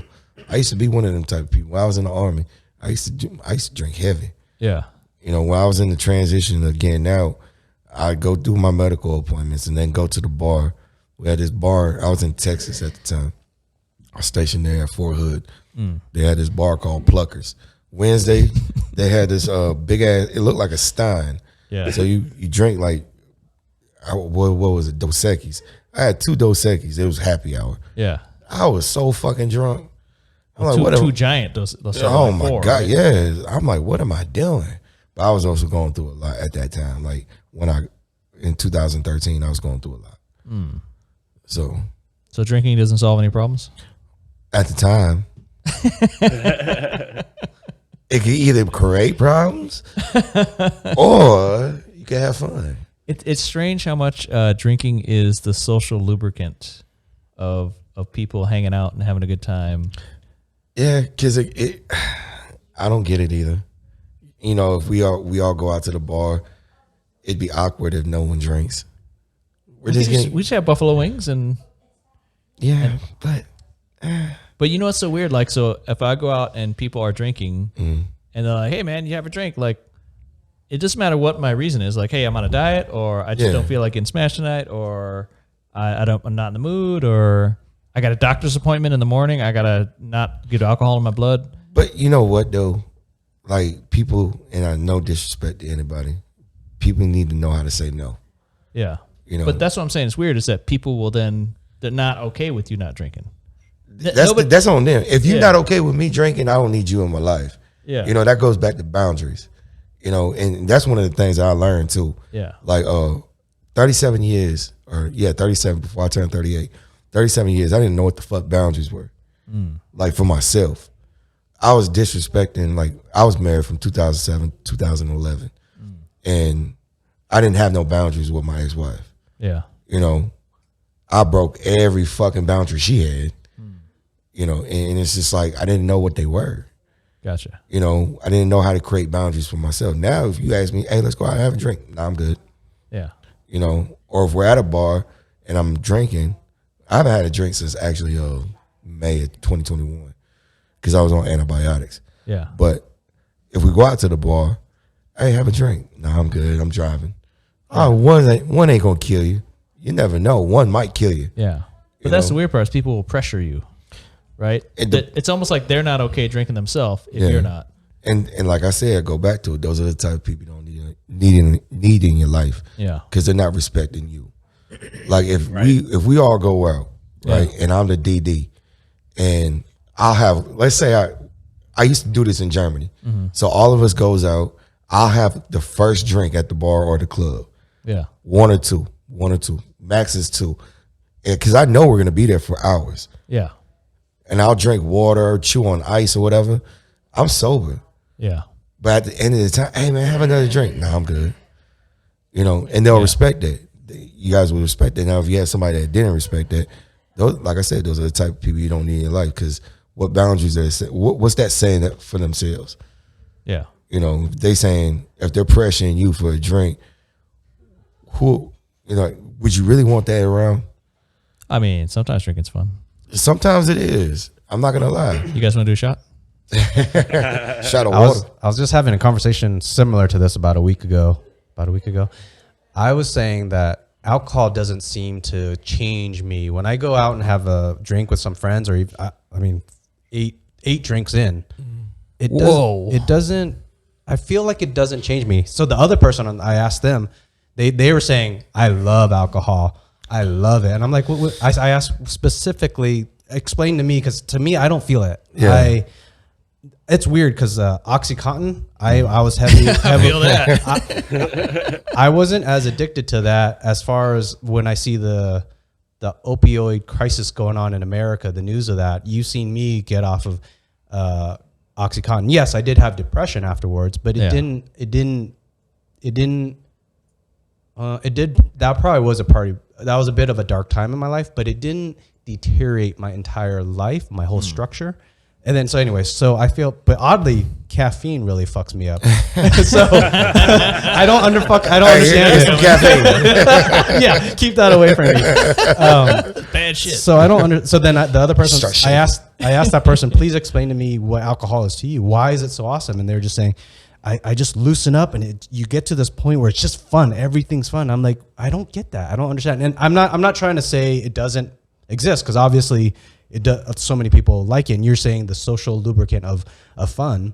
I think probably the majority of people enjoy it, but I just don't understand it. So anyway, so I forget. I was bringing up that story to lubricate the story some more. So I think I feel like overall too, like I don't think that alcohol changes anyone. I think that it amplifies things that they already have in them. You know what I mean?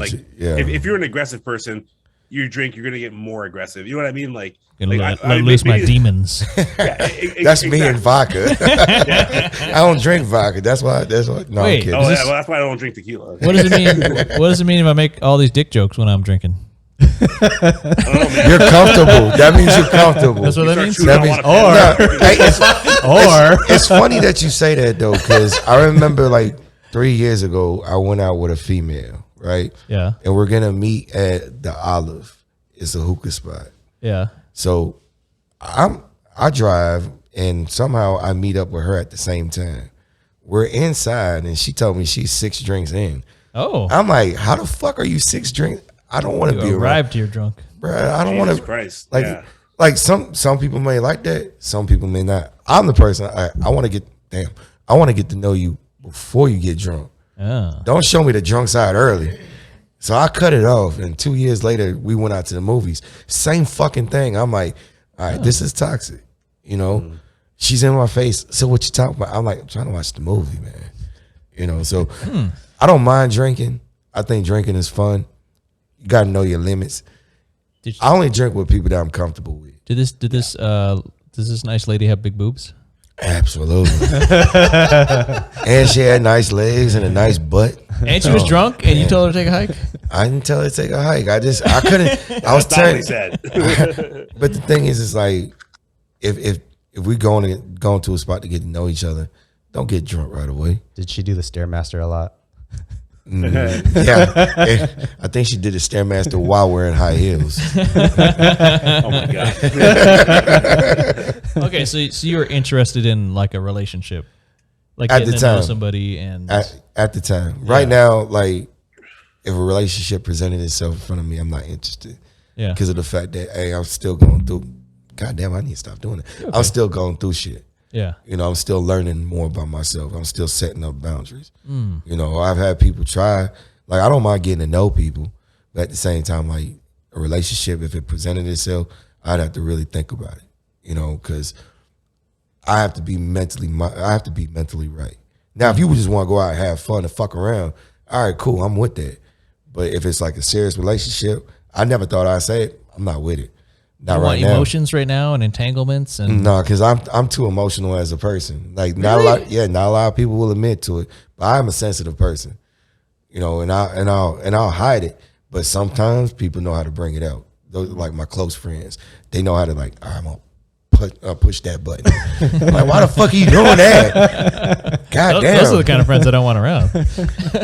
You know what though? Those are the friends that I actually do like to keep around because they push the limit. Yeah. And it's just like, all right, that triggers me. So I know what triggers me. Yeah. I could sit there and get to know that. I'm assuming you're talking about those friends also. They know the limit of you, but they also don't do it in they're not trying to make fun of you. They may make fun at you, but in the end they're with you to help you out. Absolutely. Like and at the time, like certain things they would say I'll take to heart. But at the same time I know that they're just doing it to make fun. They're doing it to crack jokes. That's why I say I know I'm a sensitive person. I won't show it though. They may see it. I may not act on it. I don't want to. I don't want to show that side. You know what I'm saying? So maybe just to add in, I have one friend. He has a great heart. It's just his humor. He has dark humor, and for me, I have nothing against him. I love him as a person. He has a great heart, but I just can't be around him because his humor. He says certain things that I don't know how to explain it. He'll turn a situation in your life and he'll make a joke at it, and it's like at your cost. And I'm just like, oh man, I makes you feel uncomfortable. It just makes me sad. I'm like, dude, I'm going through this. You don't have to point that out. Like I'm just dealing with it, man. Wait, you talking about me? No. No, but that is an interesting point because I did think about that. Like say all three of us were cool, right? And we in a setting like right now. Joseph, if you was here, like we all crack jokes, we get along, right? But if it's just me and Emmett and y'all two ain't here and the conversations are awkward, that energy ain't matching. You know what I'm saying? Like that's not a person I'd really want to socially be around. But if it's me and you or me and you, I can sit there and talk to you because the energy's right. You know what I'm saying? So it's just like certain type of people we go to for I don't know how to explain it. All right, less dick jokes. I get it. That's why I don't talk to you. Jesus. No, I theorize it. Got It's 8 unresponded texts. Emmett, what? All these eggplant emojis are going to waste. You know what? I'm gonna post one on your Facebook page. Eggplant. Every fucking day. Eggplant. My dude. You're gonna be like, oh shit, Tommy. The war is on. random question. Jumping all the way back to you living in UK. Yeah. You said South Korea. Yeah. Germany.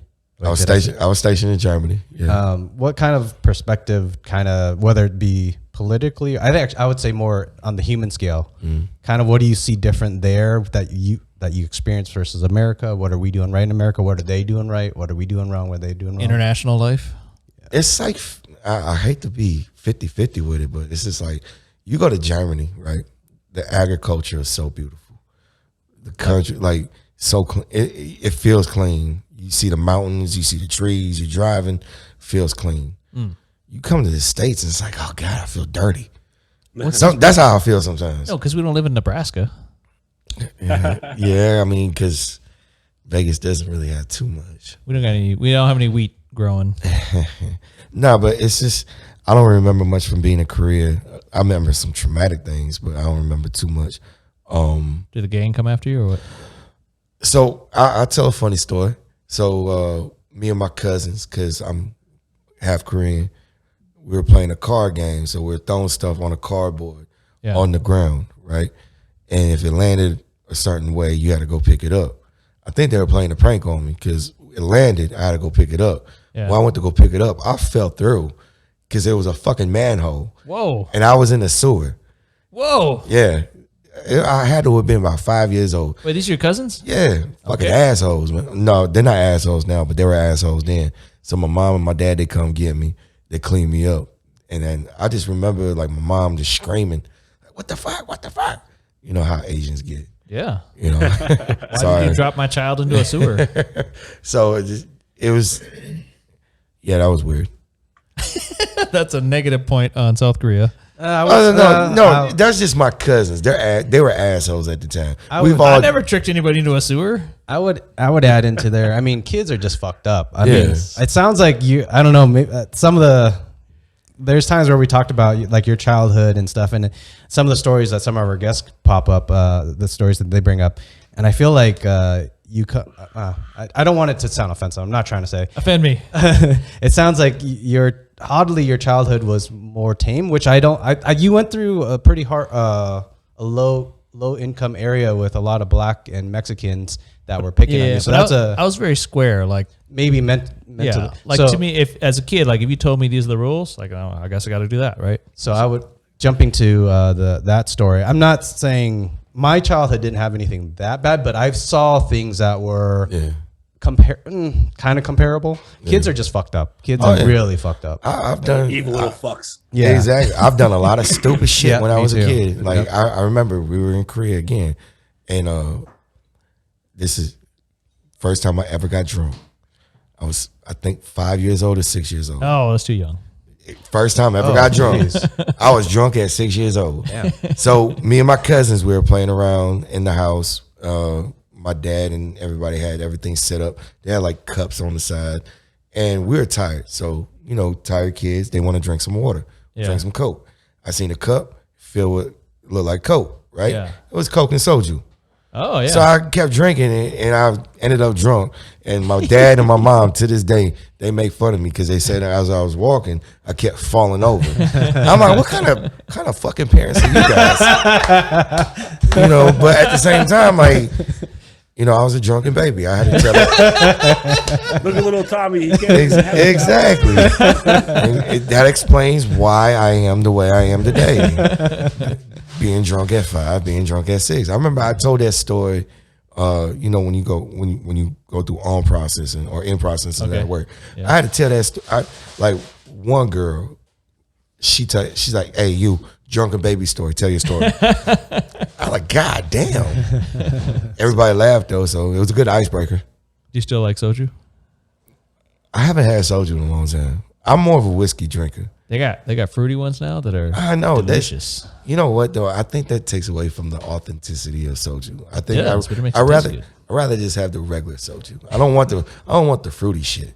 I grabbed sushi with a female one time, and she's like, "Yeah, let me get the watermelon soju." I'm like, "Watermelon soju? Just get the regular kind. Just get the regular kind." Well, so I'll say this: alcohol doesn't taste good on its own. That's why we mix it into cocktails, right? Yeah, except Red Bull.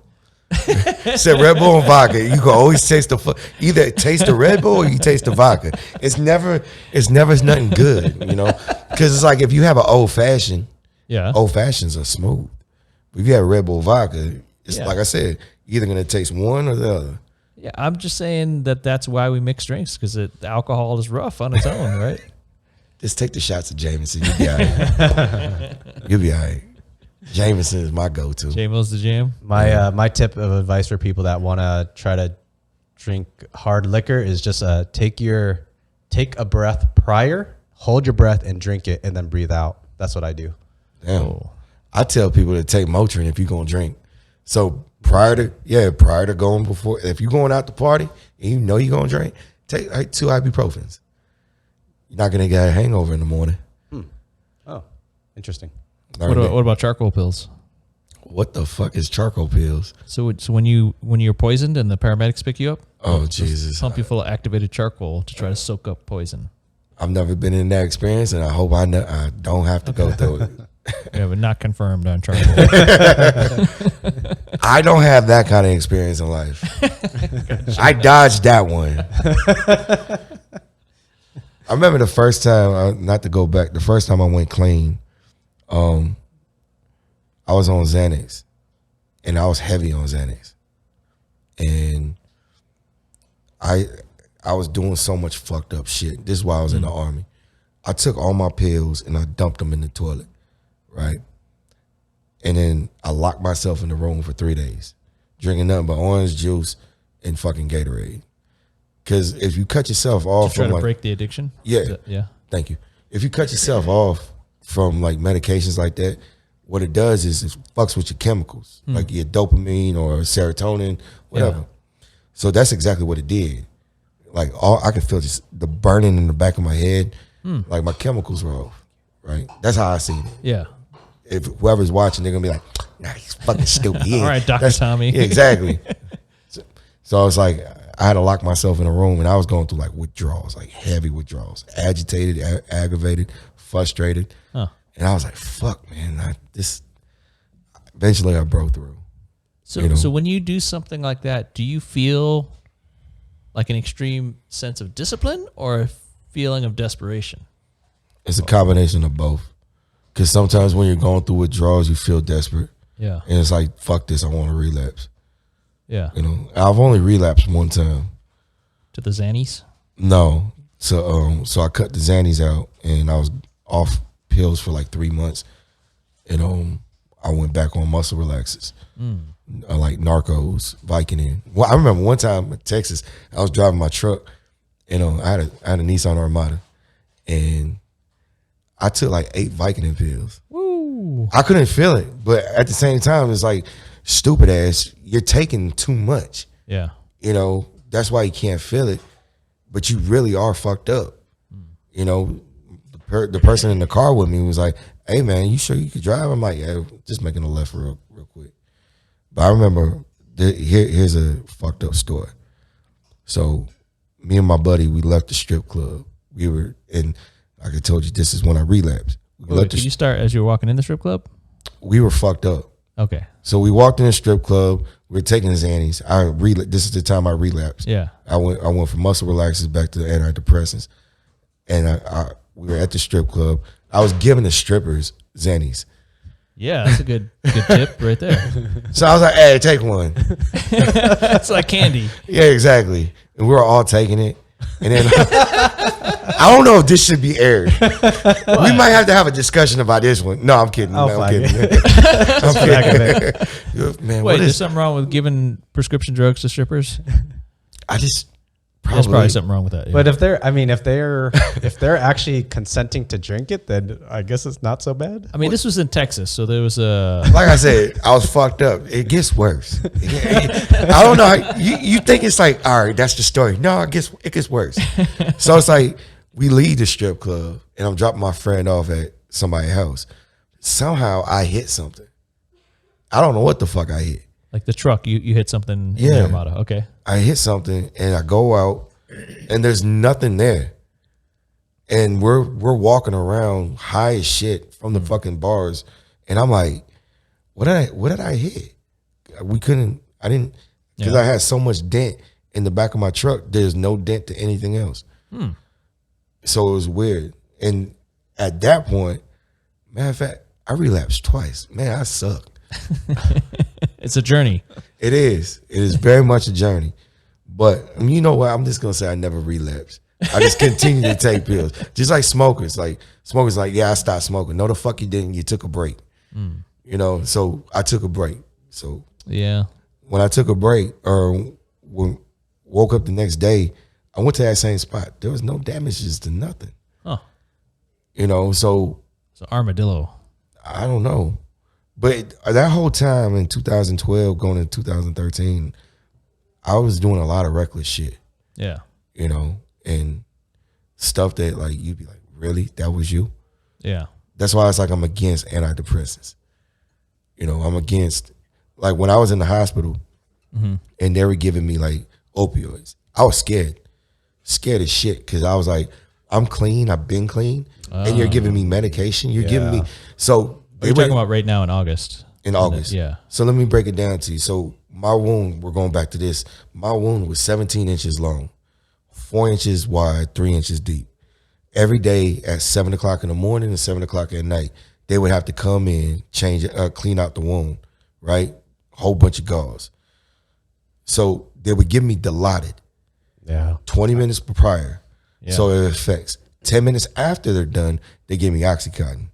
10 days straight. So this is after they cut an infection out of your leg? Because now, like, literally, I have or at the time, because it's growing back, literally, I have no ass cheek. Like, my left butt cheek is missing all the way down to my inner thigh. Yeah. That's how bad it is. Cut it all out. Yeah, and I make jokes of it because when I'm at work, I could literally say I'm laughing my ass off. You know what I'm saying? Because it's ain't got much ass left. Pretty much, but it's growing, so I can say that. You know, but that's why it's like I'm growing out that sensitivity. I know we're bouncing around a lot, but that's what scared me when I was in the hospital. I even told one of the doctors, I'm like, look, can you guys give me something lighter? Because Dilaudid is fucking strong. Well, Dilaudid helped when they were cleaning out the wound. I'll tell you what they did on my last day in the hospital before I got discharged. So the nurse, was it stitched up or no? It was open. My wound has been open since. Okay. So it's like this much open now. Wow. So like I said, it went from 17 inches, probably longer than that, but it went from 17 inches when I was at my house, and it is that small now. So you're healing up slowly. Yeah. Okay. But they're doing what is it? Wet to dry. So it's a wet to dry. It's an old practice. I guess they do it like in the medical field because they wanted to do a vac wound where they put a sponge in and wrap me up, and I have a machine and it sucks out all the bacteria. They wanted me to do that, but they was like, no, we're just going to do the wet to dry. Okay. So this is a massive wound that's open and they're cleaning it out daily. Yeah. And then on the last day, the nurse comes in, gives me the Dilaudid, and then afterwards, I didn't want the oxy. He gave me oxy, and I didn't. I was like, I'm in pain. Maybe it's not gonna fuck with me that much. I was laying in bed like, why is my head spinning so much? Like I knew I was like, this is bad. Yeah. You know, because I came off that stuff back in 2014. Like that's when I got clean. From 2014 to 2021, that's a large gap. I was sober for that long. So it's like I feel guilty when they gave me that stuff. But at the same time, like I needed that stuff because my body was hurting. You know what I'm saying? So it made me nervous. So is your mindset different now that, because addiction is chemical like irresistible draw, right? Yeah. So do you feel stronger or different mentally? Is there any element to that, or is it just chemical? Is it why some people are more addictable than others? They enjoy the thrill. You know what I'm saying? Like, because my feeling, I'll give you a story. Like, when I was on Xanax, I was a different person. I really was. Like good, different, or bad, different? Bad different. I was different. I would sit there and go up to people. Like, I'm typically shy. Yeah. Like, prior to all this, I was typically shy. I wouldn't address people. Now I do, because, you know, that's part of our job. Right. But at the same time, like, when I was on Xanax, I didn't give a fuck. 1 bar, 2 bar, 3 bar, 8 bars in, I didn't give a fuck. Yeah. I woke up one day and I had a diamond watch on my wrist. I'm like, where the fuck did this come from? My boy is like, hey, you went to the jewelry store? You applied for a loan and you got approved. I'm like, you know what? Let's go back. I'm giving this motherfucker back. This shit was big as fuck. And I looked at my pinky. I'm like, why the fuck do I have a ring on my pinky? And fuck that. That Xanax is dangerous. It'll bling you out. Yeah. I'm like, I'm not gonna get. Yeah. I tell you, this is a fucked up story too. Me and my boy, we went to McDonald's, right? Drive-through clerk. She was 17. I was like, how old is she? 17. I was like, here's my number. Call me when you're 18. I'm like, God. I woke up and I'm like, what the fuck is wrong with me, man? Yeah. Right? But it's just like, I would never do that. Wait, isn't the age of consent in Nevada 16? You need a letter from the parents, though. But that's what the drugs did to me. That's what, and right. That's why I'm so against it. Yeah, you weren't picking up 17-year-old McDonald's chicks.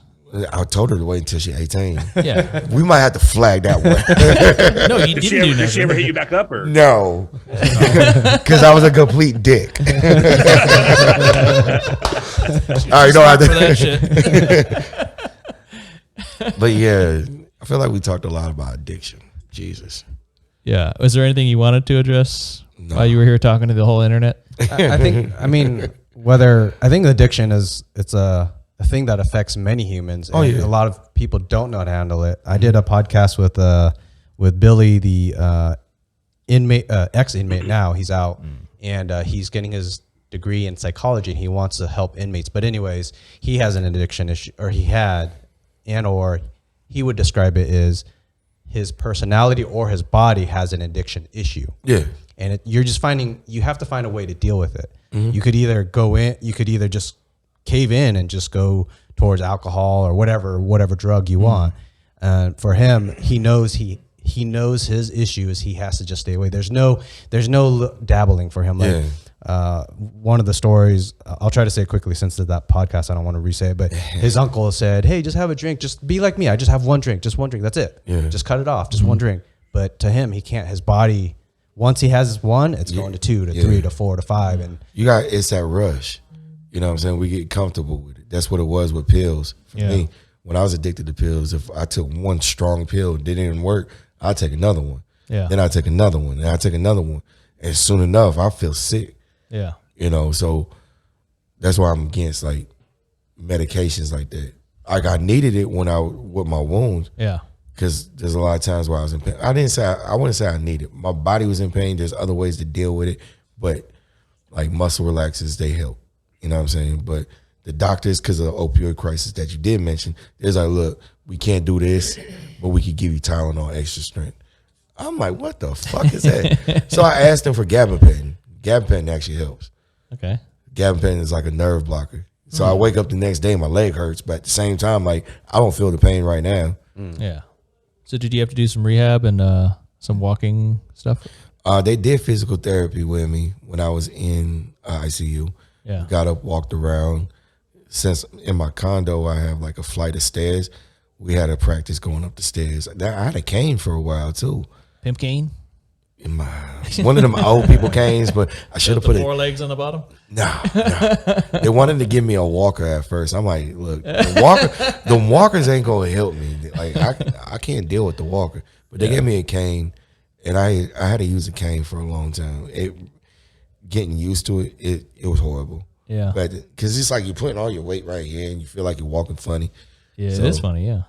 Oh, thank you. Yeah. No, I mean, it's not a normal way to walk if you're leaning on a cane. Yeah. It's not. But so you and Liem are more similar. Like Liem had a different accident where this SUV hit him. Yeah. And it damn near crushed and destroyed his left leg. Left ankle. Left ankle. So, bone sticking out, just crazy injury. But you go to emergency surgery and a lot of painkillers. Yeah, got dilaudid in the ambulance, and then afterwards was in the ICU was morphine and OxyContin. I think there was a third one. I don't remember the name of the third one. I mean, you guys could both be like one-legged pirates with no balls right now. But luckily, damn, Emmett. I'm just saying you're like twins. That's all. Was it your left leg? It was my leg. God damn. My left ankle. And I no.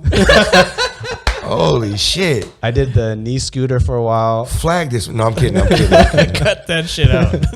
I did the cane for a little while. I still once in a long while, if my leg flares up, if the ankle flares up, then I may use the cane. It's been I think I had it for a small time about 2 years ago. I used it for a few days or something. I forget. I was doing a lot of walking and it flared up my leg. No, that's what happened with me. Like, I actually went back to the emergency room because I got scared. I was walking. I think I put too much pressure on the leg. I thought there was an infection. So I went back to the emergency room. They gave me antibiotics. I'm like, all right, so if you pumping antibiotics in me, there was a possible infection. Yeah. So they gave me that. I was in the emergency room for like 9 hours. It was on my weekend. I'm like, fuck, man. I just wasted one fucking day. Gonna be calling out of work for this. Jesus. Managers, man. Can't call out of work, especially if we're short staffed. All right. But yeah. They took care of me. They gave me the antibiotics to go home with. So, but like I said, I've been dealing with it better. Instead of walking fast, I've been pacing myself, and my cane is always in the car. Like I pick somebody up, I'm like, hey, watch out, the cane is right there. They're like, oh, fuck you and your cane. What? Yeah, you what? different What? Get the fuck out. That's actually a good idea. I probably should leave a cane just as a backup emergency if something happens. That's why I carry a gun in my car. I don't. Tommy does. I don't know what you're talking about. Hey, did you guys ever see on the internet there was a guy who had one leg and he found the guy with the other leg at the same shoe size because you can't buy one shoe? Like, we're shoe buddies now because you can't just buy one shoe. You got to pay full price. Well, I feel like you're making fun of disabilities right now. No, I'm saying that's a challenge. I'm illuminating this challenge that people aren't thinking about. God damn. I don't think about it. I buy a pair of shoes. I'm not worried about what if I'm missing a leg. But if you're missing a leg, then you got, I got all these extra right shoes around. What am I going to do with this? If you're Asian, you throw it at your kids. That's a good point. So this dude found a guy with the right leg.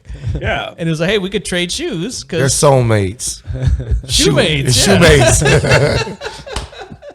You guys ever see that? Right I'm there, crazy. Hey, remember the comment about dark humor you were talking about? Yeah. That's dark humor.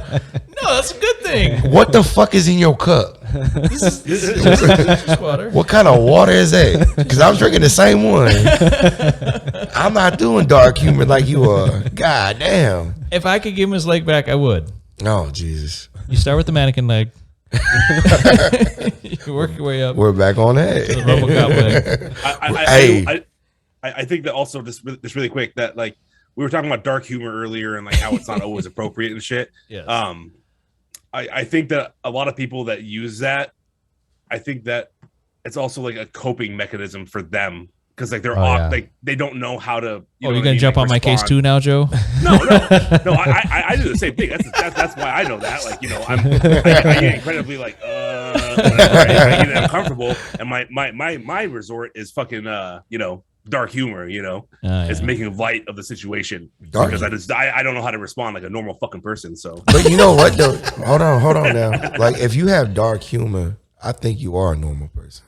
Like if you don't have dark humor, I don't think you're a normal person at all. Because of the fact that you know how to have a conversation, like a normal conversation, and you know how to adjust. Yeah. You know what I'm saying? But people that don't have dark humors or just like vanilla, they're like, ugh, I don't know how, they're stuck up. They don't know how to sit there and hold a conversation. They can't adjust or adapt. You know what I'm saying? Like if you put them in the atmosphere with a whole bunch, like us four again. Yeah. And I'll use you as an example. You have the darkest humor. We're all gonna crack jokes, but once you leave, we can sit there and readjust and have normal conversations. I feel like I haven't said anything negative. You talk about dicks all day. It's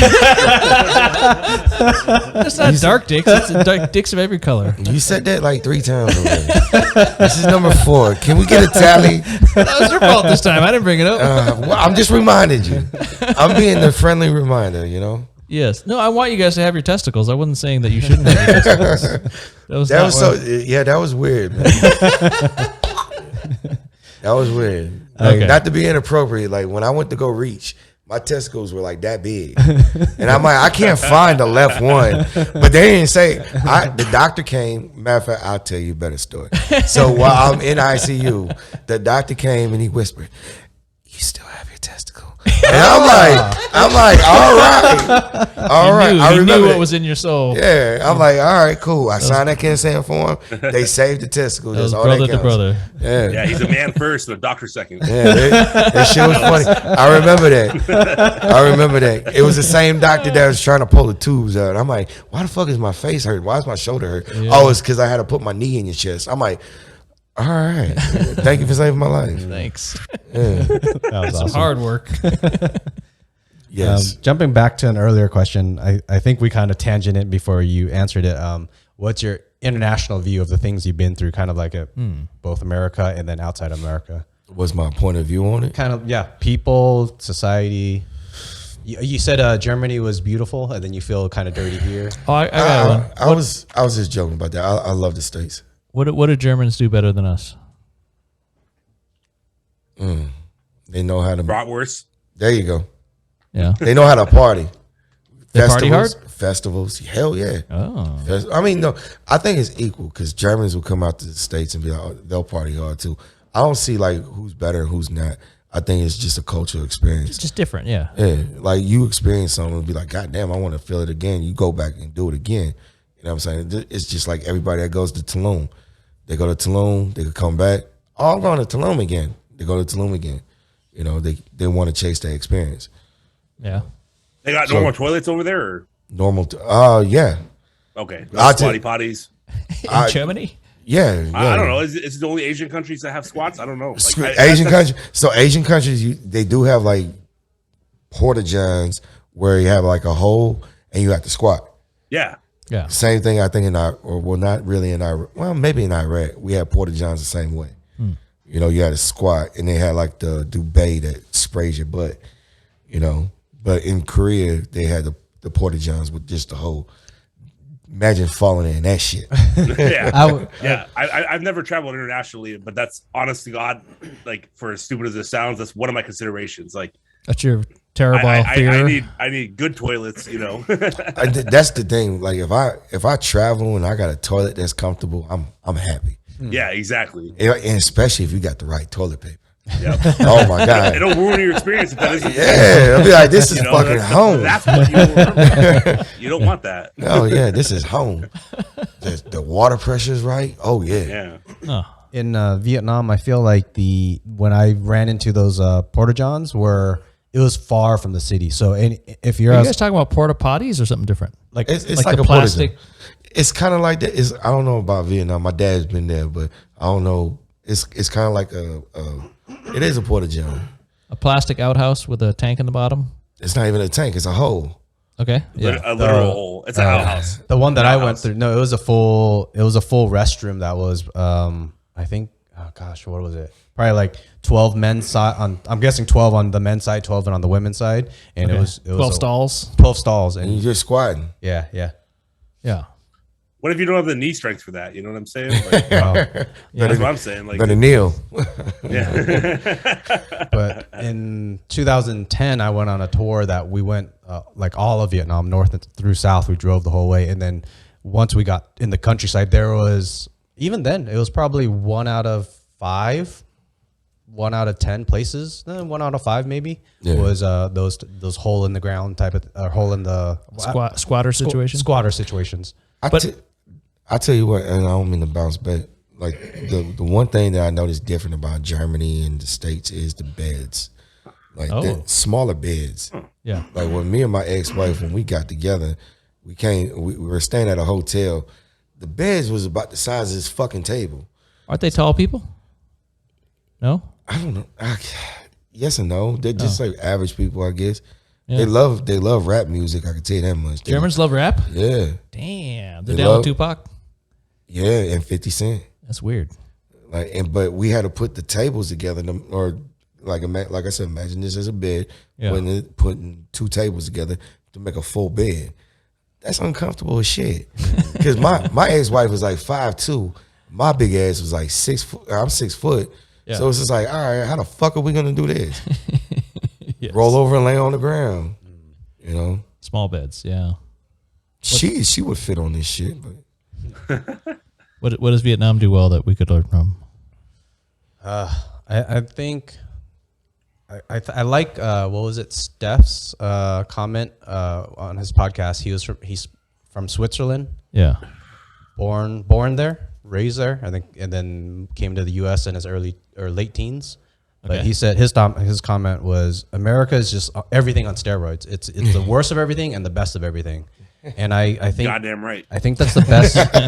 That's probably the best definition. So I would say Vietnam, it's kind of traditional on a lot of things. So I wish America could just kind of go in the middle. You don't have to. I think Vietnam still might be catering to tradition a little bit too much, in my own opinion. But there's a lot of beauty from it and a lot of respect that we can learn from it. Where America has lost that. yeah, you come to America, you don't get in touch with culture. Yeah, and there's some backgrounds, like they lose touch with culture. Look at me, for instance. I'm Asian, but I don't appear to be Asian. You know what I'm saying? No, you don't. I would never guess you were Asian. Never. Yeah. If you sarcastic. If you had the camera off and we were talking, you would be like, "You're not Asian. No way in hell." But it's just, I got away from my culture. My mother, she been in the States for like Dude 30 sounds years. like Tone Loc. You did say that all the time. I remember that at the cage. Tone low. Go ahead and say it. Funky Medina. Yes, he said it. That was it. But my mother, she's been in the States for X amount of years. She never lost touch with her culture. You know, she still got her accent. She still speaks it. She still lives the culture. You know what I mean? Me, on the other hand, I got away from it because I used to be bilingual. Now I just understand my mother when she cusses me out. I think we all do, but at the same time, like, Right. I just lost touch with it. You know, I feel stupid. It's ignorant. No, I got good news for you though. There's a bunch of Korean shows on Netflix now. You know what? So my mom, she'll come by my house and take care of my dog while I'm at work, right? Yeah. So when I come home, open up the door, I can hear the Netflix going. Yeah. I'm like, what is going on? I tell you what, the best Korean show though is what is it? Train to Busan or Busan Train? It's a zombie Train to movie. Busan. Yeah, that zombie movie. Did you know that the guy, the strong guy, he was in the Eternals? Oh, I don't remember the movie enough. Wait, our Korean people Wait, coming hold up. on. What's the name of the show? I want to bookmark it. So I can Train to watch it later. Busan. Train to Busan. There's two. Well, you got I watched the American version, of course. Or I mean, the subtitle. Oh, it's one of those. Yeah, There's two but- versions. Oh God. Well, it's like you got The the original Korean. Korean one. Well, you got the Korean one, and then you got the American one and subtitles. I'd rather watch the Korean one. Yes. It's the same thing. It's just subtitles. That's all. Yes. But the one guy, he was actually in the Eternals. Like if you guys watched the Marvel movie, I haven't seen Who that was he? one. Who was he in Eternals? The Korean guy. The Korean guy. Oh, okay, yeah. No, that's actually a good description because there's only one. Oh, you're racist, motherfucker. So what I mean? Like- have you seen the Eternals? Yeah. Okay, so when you watch Train to Busan, you're gonna be like, oh shit, that's the guy from Eternals. I'm telling you, because I looked at it, I was like, This is facts. I'm like, oh shit, that's the guy from Train to Busan. Right. I'm like, and I started Googling, and I'm like, what other American movies was he in? None. But they right. picked him up for that. my partner watches a lot of Korean stuff on Netflix, and there's a lot of cute like drama, comedy, romantic stuff. Right, it's like that shit's drawn out because I can't understand it no more. I have to watch it with subtitles. And I'm like, when is it going to end? No, the thing is to draw it out, to live there and be there. Well, I'll admit this too. I actually watch all movies with subtitles, even if they're in English. Yeah. Simply for the fact that a lot of the movies that you see have horrible sound mixing. Sometimes the dialogue is drowned out by the background music or the sound effects or whatever's happening. Yeah. B, because I have an attention span of a fucking rock, so like I got to be able to read it. I feel like I comprehend things better when I read them versus when I hear them. I feel the same way because like if I'm watching a movie on Netflix or Hulu or whatever, and I'm watching, I'm like, what the fuck did that person say? So I rewind it back, cut the subtitles on or captions on, and then I get distracted. I'm like, do I have ADHD? Yeah, I rewound and still didn't listen. Exactly. Have you guys ever seen The Wire? No. Is that Korean? Oh, it's a fantastic show. No, The Wire is actually a good show. Like, yeah, but I haven't seen it. I just know it's a good show. You have to watch it with subtitles because they use a lot of actual East Coast street lingo, and you'll just be like, I don't know what the fuck they're saying. Like pierogies. Even worse than that. You literally don't even know what I at least know pierogies a food, you know. I didn't even know pierogi was a food. I didn't even know. Is it a food? I don't even know what the fuck it's pierogi a potato is. dumpling. I think. I hope it's a food. It's an East Coast thing. We don't fucking know. It's probably gonna be some sort of like yo-yo brand or something. I'm like, damn it. Oh wow. There's a show on right now called it's a movie, Space Sweepers. It's a Korean production. I think my mom watched it. She watches all of them. No, it's like a space, kind of like Guardians of the Galaxy without superpowers, but it's fun. It's hard though because in the beginning, like I don't like any of the characters. Right. Like I don't like any of these motherfuckers. I hope they all die. It's the pilot, man. It's the introduction. Yeah. But usually you want to like somebody. You want to. I felt the same way about The Walking Dead. Like first two shows, I'm like, fuck these characters, man. Fuck them. Can you believe that show's still on? I don't. Unbelievable. I stopped watching. I was like, how many fucking zombies? You would think like with all the zombies with X amount of years that they went through, they're all dead. Yeah. You know what I'm saying? You think they'll be rotting away and deteriorating? And you're saying the show won't die? It just keeps lumbering along? The show in it on itself is a metaphor for the zombies on the show. It's out there eating your brain. It just somehow is alive. How long has the show been on air? Dude, they're going on like season 13 or some shit. You would think with season 13, 7.8 billion people, 8.3 billion people, all the motherfucking zombies are dead in 13 years. You would think. Because it's like, come on now. Yeah. How many zombies can you really draw out? Yeah. Right. It's so ridiculous. It really is. It's the stupidest fucking show. That's why I like World War Z. Like World War Z, they got straight to the point. Yeah, it was long, it was drawn out, straight to the point, found the cure, they killed the zombies, blah, blah, blah. But, yeah. Where'd you go to high school, Tommy? Chicago. Oh. So my dad was stationed in Chicago, North Chicago. Yeah. From, I want to say 98 to when I graduated high school. Is that a rough environment or is North Chicago like nice fancy stuff? It's urban, you know. Yeah. And I learned a lot there. And that's all I'm gonna say. I learned a lot there. But you didn't want to offend all of Chicago? No. Chicago's a beautiful city. So being a teenager in Chicago or North Chicago, or in Illinois, you know, I never experienced like the city. Yeah. So, crazy story. 2 years ago, I went to the city. I was in Chicago. I was like, "This is Disneyland." Went to the sky. Went to like all the tall buildings. Yeah, it was crazy. Like, there's a building where there's a glass box, and you can stand in the glass box, and you're like 50 or 140 Sears floors Tower? It's not the Sears Tower no more. John Hancock? Yeah. And it's like, you're looking down. I'm like, God damn, hope this shit don't break. Yeah. I felt like a kid, man. Hey, you love Chicago. Did. Yeah, I love Chicago. That's great. I hope to visit someday. Hey, if you do go to the city, like go to the marina, go to I think Soldiers Field in Chicago. For football? Yeah. Yeah. They had like the memorial on the side when you like walking into the building. You can see all like the memorial for like the soldiers and stuff. That was pretty dope. Did you go to Navy Pier? Not when I was out yet. No, I didn't go out there then. Okay. But I think I went when I was 17. Oh. When I was 17, and I wasn't interested. Like when you're a teenager, you're not interested in shit like that. You know, you're interested in like, you know, getting laid, getting high. Yeah. You're not Titties and asses. Pretty That's much. That's what you're interested in. Pretty much. Yeah. You know. When I was 17, that seemed like a wonderful concept. I don't think I was anywhere close to it. Yeah, I mean, It was not. everybody has their different perspective on it. But I think we all come to the same meeting. We all just want sex and drugs. Yeah. I mean, that's part of being a teenager. You know, why the fuck am I here at this museum looking at a fossil? I could be smoking a blunt.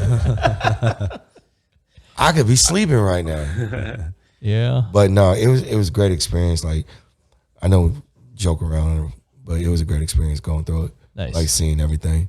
You know, like when I remember the museum we went to when I was 17. Yeah. And when we went 2 years ago, it was the same museum. It was dope. Like you see everything. I'm like, man, this is real cool. You know. Oh, so you have an appreciation for museums now that you didn't have when you were 17. I have appreciation for a lot of things. You know, and it's like not to go back to it, but it's because of the surgery. I have appreciation on life. You know, appreciate a lot of things. I'll even tell people, like, and I don't mean to be too sensitive. I don't think we're kind enough to people. Like you said in the beginning, I don't think we're kind enough to people. Like, you a good person, you a good person. Joe, I don't know you, but I can tell you a good person. You know, we don't talk to people enough to get to know them because we're too busy prejudging. Oh, I judge people immediately. Yeah. Well, we have to because of the business that we were in or that you were in. Yeah. But we have to, like, when we're in the industry, because it's automatic. Everybody's I'm not prejudiced. Yes, the fuck you are. Yes, you are. I don't give a fuck what you say. You got somebody that walk in that look like they don't fit in. Guess what? You judging the motherfucker already in your head. You know, and they could be the nicest people. I know I get judged all the time. Yeah. The way I walk, the way I talk, who I'm with. And it's just like, all right, it's your loss, but I'll talk to you nice. Because I think when you talk to people nice and it's genuine, you could develop a relationship or a network. You know, that's why I don't think people appreciate that enough. Right. You know, I tell people every day, like, I appreciate everything you've done for me. You know, especially when I was going through like the surgery. I appreciate what my mom's done, what my dad has done. You know, I even appreciate my dog. My dog, she's beautiful. Like, she'll come up and lay next to me, and then she'll go and lay down. She knows when I'm hurting. So, You got Pitbull? yeah, blue nose pit bull. She coming up on. She actually just turned 8 this year. Is it literally a blue nose? Yeah. Oh no. Oh, I don't know. You have a anything picture about of her? dogs, yeah. Yeah. Is it okay if I pull out my phone? Sure. Yeah. I don't want to. There's no rules. Yeah, bro, this isn't a craft table. It's good. See, but I feel like I'm missing that human instinct when people talk about dogs. It would have never occurred to me, like, I want to see a picture of your dog. And in fact, I was kind of an asshole bartender back then because people would want to show me pictures of the dogs and pictures of the kids. I'm like, why do you think I want to see pictures of your kids? Wait. Did you hate dips or? No, I just don't want to see a picture of your kids. Like, what? Oh, she got ponytails. Yeah, so do all these other fucking That's so kids. fucked You gotta up. placate them. You know. Well- I think that you're their friend. What I'm saying is I don't have that natural human connection. I'm missing that instinct to be interested in. I don't know what camera to show it to. This one? Yeah. That's her. Oh wow. Oh, she's beautiful. Yeah. This is when I was in recovery, and this is so. Long story short, this picture, right? Can you see it? Yep. So this picture right here. After I had surgery, I found out that my dog had cancer. Oh my god. So she had like a tumor, like growing on one of her nipples. So we had to go get surgery for her. They had to remove 2 of them. You know, it wasn't spreadable, but at the same time, she was going through it. How many nipples do dogs normally start with? I think 8. 8 Yeah, sounds sounds right. about It right. sounds about right. I mean, I don't look at my dog like that. I thought you They're guys all dog there. I think lovers it's the over last time I see dog nipples, and to be honest, it's not something my brain is like categorized anywhere. But she may have another infection on the other side. So my mom's monitoring it. And if it is, then I hope it's not spreadable. Right. It's like, but hey, it's fucking expensive. Well, but Yeah, if you're on nipple 3, then it sounds like it is. Yeah, what they told me over the phone is like it's non-spread. Okay. I forgot what they said, but it was like a tumor that was growing like cancer, and they removed it. They had to remove two nipples. Right. So I had to feed her like I'm in pain, and I had to feed her like pain medicine like twice a day, and she's all droopy, like laying down like. I'm like, all right, that's a bummer. Yeah, but she's a survivor, 8 years old, act like she 2 still. Nice. So you did music for some time. Yeah, so while I was in the military, while I was in the Army, I've always done music. Like when I was in, matter of fact, that's also one thing I learned in high school. I was doing music. Did you play the French horn? I was rapping. Oh. Yeah, I don't know what a French horn is. It's a funny look. It's like a trumpet with more curls in it, and it's like a circular. You did that like you're holding a dick. No, dicks are like this. Dicks are All right, that was bad. That's bad. My bad. Dark humor. Sorry. Oh, you guys mean dick humor. That's different to me. So I did music when I was in high school. I couldn't ride the beat for shit, but I tried.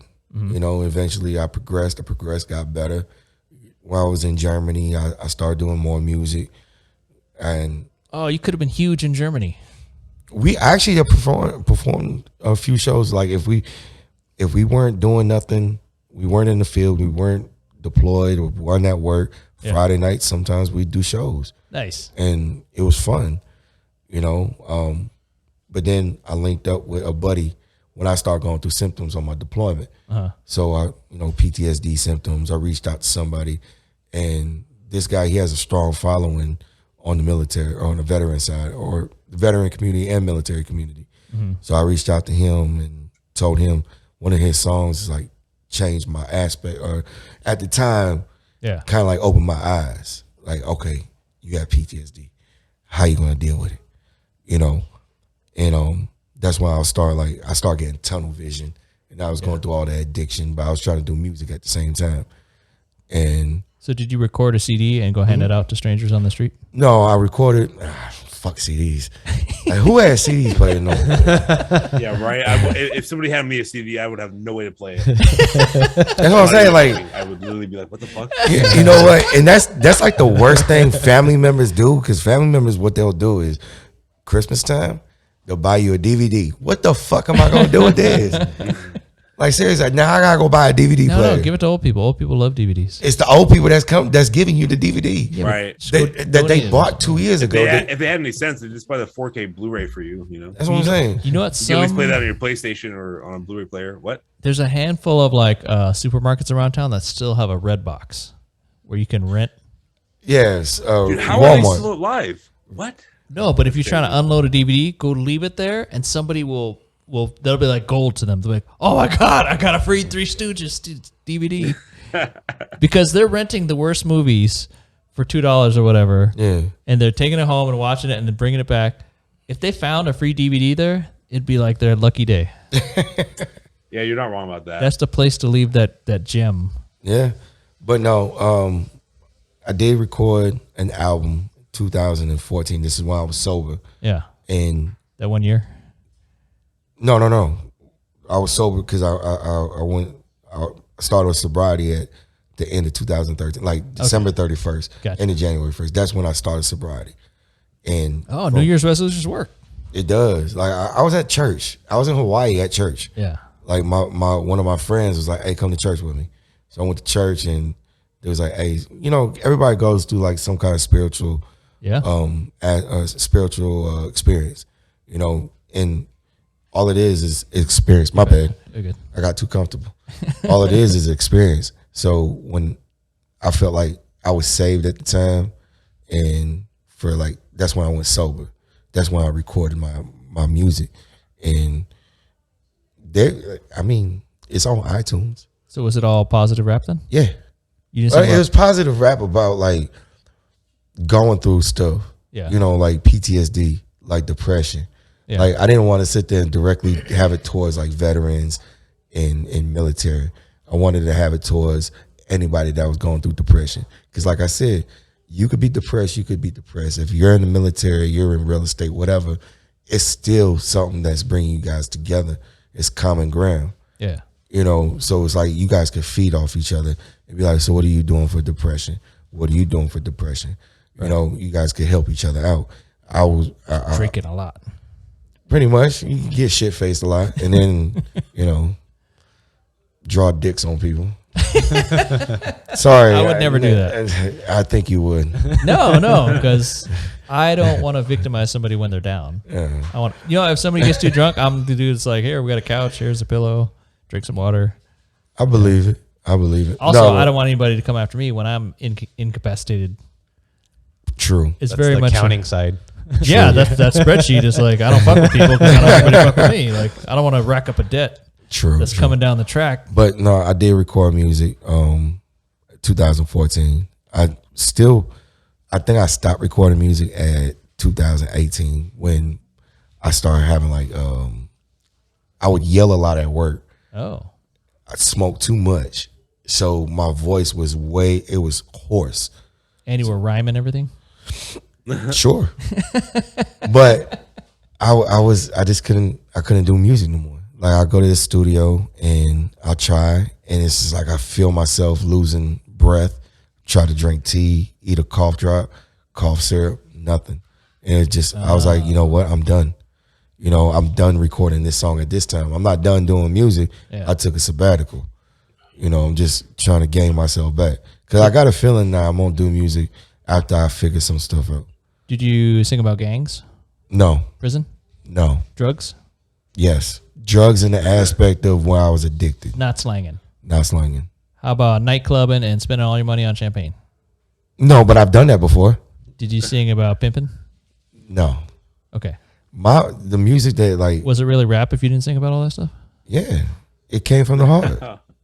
I'm fucking around. I know. I feel like those prevalent themes in a lot of popular rap music. That's toxic. I listen to it, but it's still toxic. I won't let it affect my life. Yeah. Is that correct though? That a lot of popular rap music contains those. Yeah, because that's. I mean, man, that's a conversation that could go on for hours. We got 20 minutes for you to defend rap music against America. I don't have an answer. It's art. You know what I'm saying? Like it's the certain rap music. I listen to that kind of rap music when I'm in the gym, when I'm lifting. Because why? It gets you pumped up. But when it comes to regular, like I have a playlist on what I listen to in the car. Yeah. You know, and it's not like, oh, I'm going to shoot you, I'm going to sling drugs. None of that. It's something that's positive, you know? So yeah, but so those themes that I mentioned, do you think those have a negative impact on our population, or is it just entertainment? I think it's entertainment in general. I think entertainment in general has an impact on our population, and not just America, but the whole world. I think because, like I just told you, yeah, Germany people love 50 Cent. Yeah, you know, you go to Korea, people love Wu-Tang, or Asia, people love Wu-Tang. So really? I think, yeah. Wouldn't they say like, "Hey, these guys are faking the funk; they're not really Asian"? Yeah, but they love the music. It's the beat, okay. You know. Gotcha. So it's just like it's as a cultural thing. You know, it's universal. Yeah. You know, everything in entertainment is universal because you have like a Marvel movie that plays today. Guarantee they playing it in North Korea in subtitles. You gotta sneak it in. Yeah, or they'll hack it and they'll have their version of it. Yeah. Right. You know, so it's like it's all universal. Like, yeah. and America provides that for everybody. Well, here's what I wonder: if we have a lot of songs that really glorify the idea of getting into the nightclub and spending shit tons of money on champagne and just having the time of your life, that the goal in life is to be at the nightclub, does that have too many of our youth thinking that that's a worthwhile goal?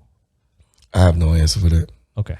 Because that stuff like those type of songs, like I say, they're fun to listen to, but I don't glorify it.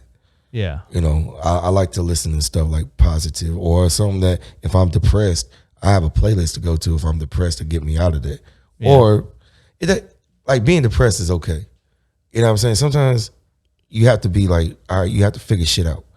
So I don't mind being depressed, like especially right now, going through what I'm going through. So there's playlists of songs I listen to, and it helps me out. I start thinking about things, you know. Do you have any musicians that you have that are effectively role models? You're like, hey, I want to be more like this musician. Does that happen? I don't think it's. See, I don't want to be like anybody. To be honest. Yeah. I want to be myself and try to figure out. I mean, and I think that's going back to what I said earlier. People glorify. Yeah. They glorify like hip hop. They glorify country. They glorify pop. That's why you have so many people dressing the way they do, tattoos or whatever, cars, grills, so on and so forth. They glorify that lifestyle, which is fine because that's their life. I'm not going to sit there and say, don't do this shit. If they want to do that, fine. By all means, fuck it. Do it. Do what you want to do. Me, I just listen to music. Like, there's nobody I look up to that I want to be like. If I want to be like anybody, it's going to be like my father, but better. Nice. You know what I'm saying? Like, or be like my parents, but better. You know, but music-wise, I just listen to music. But I heard in there you're saying that entertainers do have a role model effect on people. Uh-huh. Okay. Why you think a lot of people dress like Miley Cyrus? Or buy Jordans? Or buy... Boy, come on, man. Do a lot of people dress like Miley Cyrus? Look at... What'd you see at Vesper Bar? I don't know. I wasn't watching a lot of Miley Cyrus. Oh, you were watching all the fights.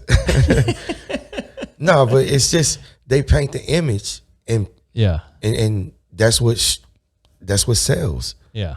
You know, the image that the celebrities, this is just my opinion. Yeah. You know, the image that the celebrities portray or they do in life. People, oh shit, if he's doing it, I'm gonna do it too. Yeah. You know, oh, that person steals, I'm gonna steal. That person spending big money, I'm gonna get my money, I'm gonna spend it big. Yeah. You know, and there's nothing wrong with it. It really isn't. It's like it's better than fucking off and not doing shit. But at the same time, like, do something positive with your energy. That's what I want to see people do. Do something positive with your energy. Yes. And I'm gonna stop. I got how much time we got? 30 minutes. I'm gonna say this. Well, we got final questions, so we're close to the end of open conversation, but it depends on how much you. All right, I'll wrap it up. Wrap up your thesis. My thesis. Yes. Anyways, there's two types of people in life. You know, the people that want to sit there and grow, and people that stay stagnant because they don't know how to grow. They're comfortable with the shit. Yeah. They want to sit there. Oh, woe is me. Toxic. Red flags. I used to be that person. I used to be like, I don't want to sit there and grow. I want your attention. Give me your attention, right? I'm going through something. Give me your attention. Fuck that. No, I want to grow. I want to. There's people that's still stuck. We all know people like that. They're still stuck. You try to help them out. They don't want help. They just want you to listen. You could provide guidance, and they don't want that kind of guidance. All right, well, I'm trying to help you out. Oh, I need a job. I know a place where you can work, and they'll pay you, and you don't have to work that many hours. Nah, I can't do it. All right, fuck you. It's on you. Sounds like you don't want a job. That's what I'm saying. You just want the attention. You just want to cry about it. Yeah. And it's, you know, if people don't want to sit there and progress, that's on them. I have no ill will towards it. I'll still show love. But at the same time, I'm not going to sit there and keep that energy around because it's all about the energy that you keep. So as long as, like, we all have positive energy is going to be there. If you have fucked up energy, it's going to draw somebody down. You know what I'm saying? So that's all I'll say. Yeah. I like it. I love your energy, though. Everybody got good energy. Thank you, Tommy. Sometimes I don't feel like I'm having a positive impact on people. I've never seen you mad, to be honest. I try not to get mad. Every time I seen you at work, you was smiling, going home. You know why? Because I finished accounting school in 2001 and spent 6 years in cubicles and looking at spreadsheets and shit. So being a bartender, like anytime I'm at a bar, like I get paid to hang out here and fucking serve drinks. Like This is fucking great. That's why I should have been a bartender. Yeah, people throwing cash at me. That's fantastic. Yeah. $5, thanks, man. That's great. Like, I think I could have been a good bartender. you were great, man. You know how many tips I got when I was an accountant? Never, like 0 ever. Stop it. All right, we're going to go into the final questions section. We've got about 30 minutes, 5 questions. 5 questions. 6 minutes per question. What great daily habit or habits do you have? What great daily habits do I have? I wake up, and one of the biggest things that I've learned, I've seen this video. If you want to sit there and make a change, start by making your bed. So every day when I wake up, I know I want to do something. I want to go outside, have a cigarette, want to walk my dog. First thing I do, make my bed. You know, I start my day off by making my bed. Then I go to the gym after I take my dog on a walk. Yeah. You know, I make it to the gym. I feel good. If I don't make it to the gym, I feel like shit. But every day, daily habit, make my bed. Got to, if you want to make a change. Dude, I wake up. It's an accomplishment if I don't crawl back into bed. And I'm not even depressed. I just like sleeping. Sleep is beautiful, man. It's like, I want to lay here. This seems great. Hey, the worst kind of sleep is taking them naps. Like, I'm just going to take a 30-minute nap. Yeah. Yeah. Yep. Oh, shit, it's dark outside. Fuck. I got into 15-minute naps, and it was hard to get used to at first, but then you do realize the difference. So that, I think it's once you, or for me, it was realizing the difference. Meaning, so the first few times I was kind of like, does it really help? I went through, I forget what it was, probably like a couple months just trying it here and there. And then one day I tried a 1-hour nap and a 2-hour nap, and then I noticed the difference. Meaning, on the 15-minute nap, say I was groggy at work, and then I took the 15-minute nap. I did a quick lunch and did a quick 15-minute naps and got back to work. Yeah. And then when I did the 1-hour nap, I forget what that was, on a day at work where I was able to squeeze in an hour or something. But then I felt groggy afterwards. I was like, I remembered on the 15-minute nap, I actually didn't feel groggy from noon all the way up to 10 p.m. Yeah. So that 15-minute nap actually did something. Everyone I talk to, they're like, how do you do 15-minute naps? I feel so groggy. It's like a quick recharge. Yeah. So that hour will sit there and like draw you down like, oh God, I got to get up. That's why I felt like in the military, like when I was in the Army, 4 hours, you get sleep 4 to 5 hours certain times.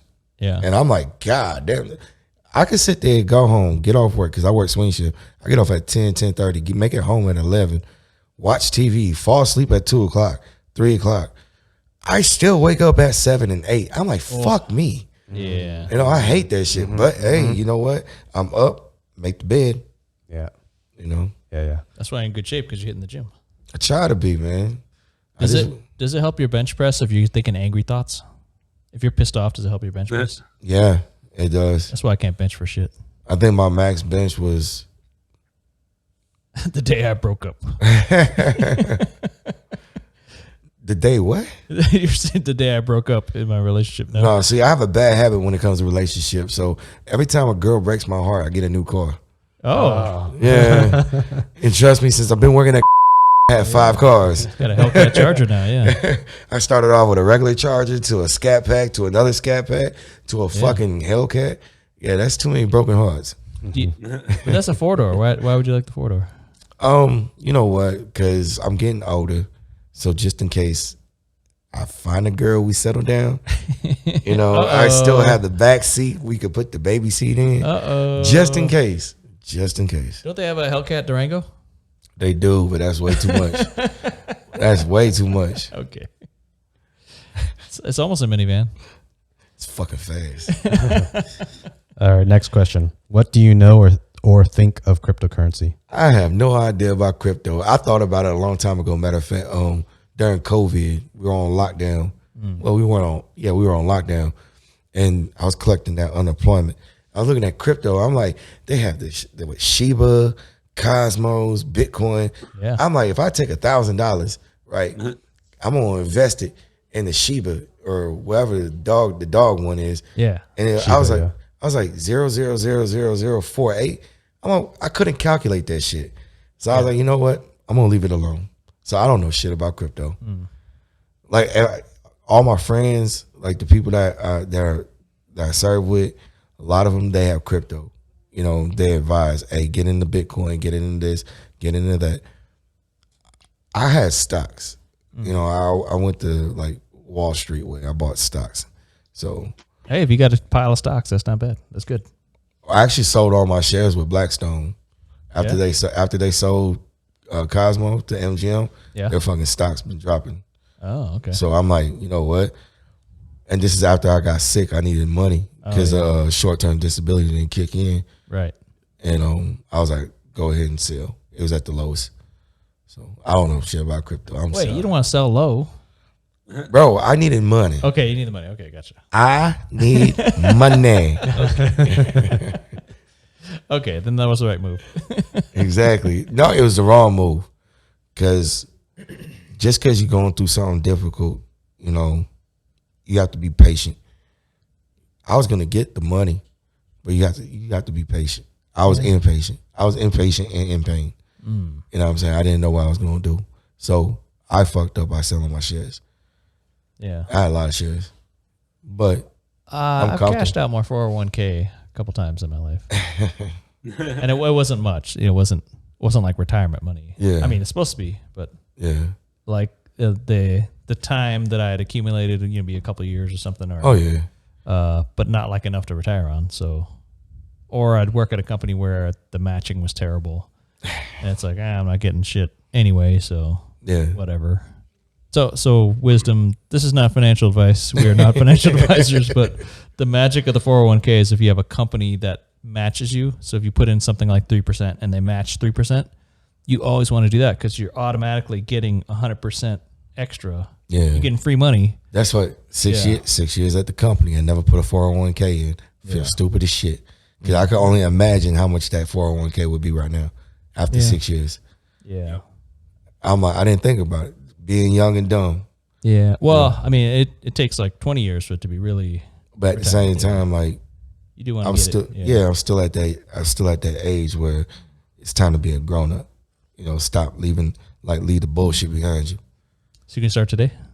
I started August 21st. Ah, okay. Yeah. There you go. Saving up. Yeah. What?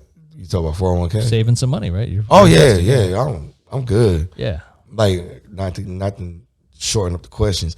Cleared off all my credit card debt. I'm great. Like, my credit score. I looked at my credit score. I get an email. My credit score. I looked at it. I'm like, whoa. Nice. That shit jumped up like a lot. You know, so I'm good. You know, I this is the way I want to live. Hey, ladies, Tommy's got good credit. All three of us are on pro crypto, I think. Emmett, Joe, and I. So if you ever have any questions, go back and forth. But it's just a investment asset like stocks per se. Yeah. But for me, I think crypto is the future. I think it's going to be a very big thing in the future. I'm a software engineer, so I'm a bit biased. So no, I got you. I think it's dope, like crypto, because correct me if I'm wrong, like it's a currency that is across. Everybody can invest, right? Correct. So I'm not a big conspiracy theorist, right? But Gaddafi in Lebanon, he wanted the same thing, currency flat across, same thing, like all across the world, right? What the fuck did we end up doing with him? Killed him.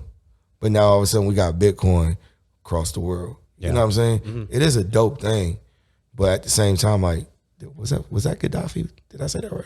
I don't know what you're talking about. God damn it! I thought he was Iranian.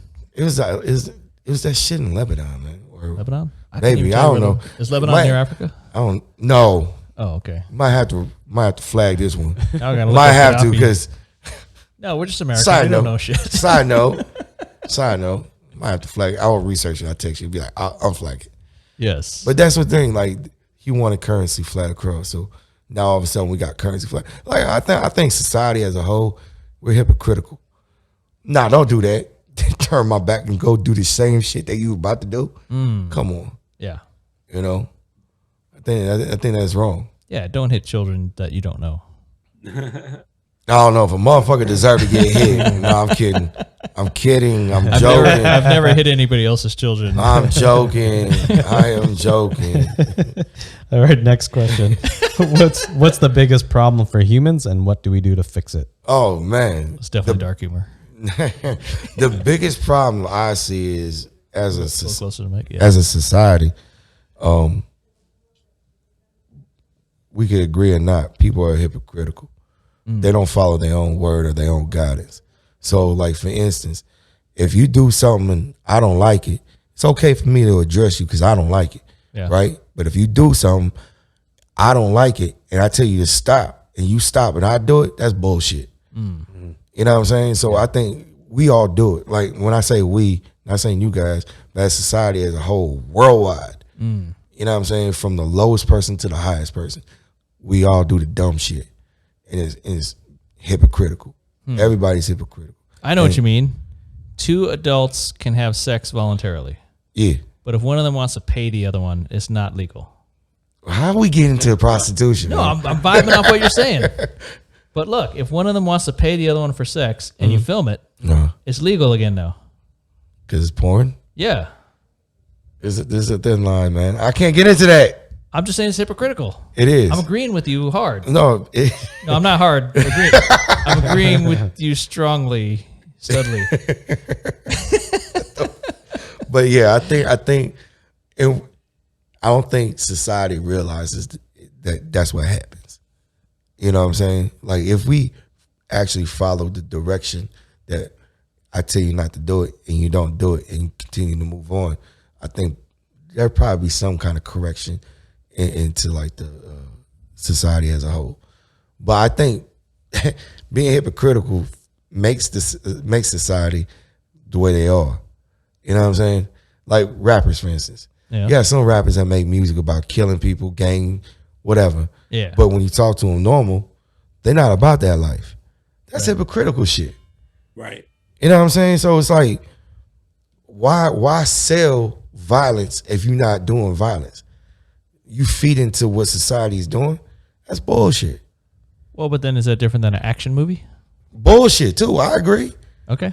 I agree with it. Like, but I love that Terminator 2 movie. That was a good movie. But you know, it's entertainment. If we're gonna think about that, I agree with it. Yeah. But if we're not thinking about it, I love movies like that. I love action movies. You know, I love watching any kind of action movie. Yeah. I think Fast and Furious 7. No? It's Japanese cars, right? No, it's 5. Tokyo Drift. I watched them. Every single one. Hey, you know what though? When you're on recovery and you're laying in your couch, I binge watch Mayans. I binge watch Euphoria. I binge watched what's the other one? How I Met Your Mother. I rewatch Friends. I watched all kinds of shit. You didn't have time for The Wire though. I didn't. I really didn't. I think I had to pay for it. And I was like, nah, I'm not gonna pay for it. Another subscription? Yeah, exactly. Gotcha.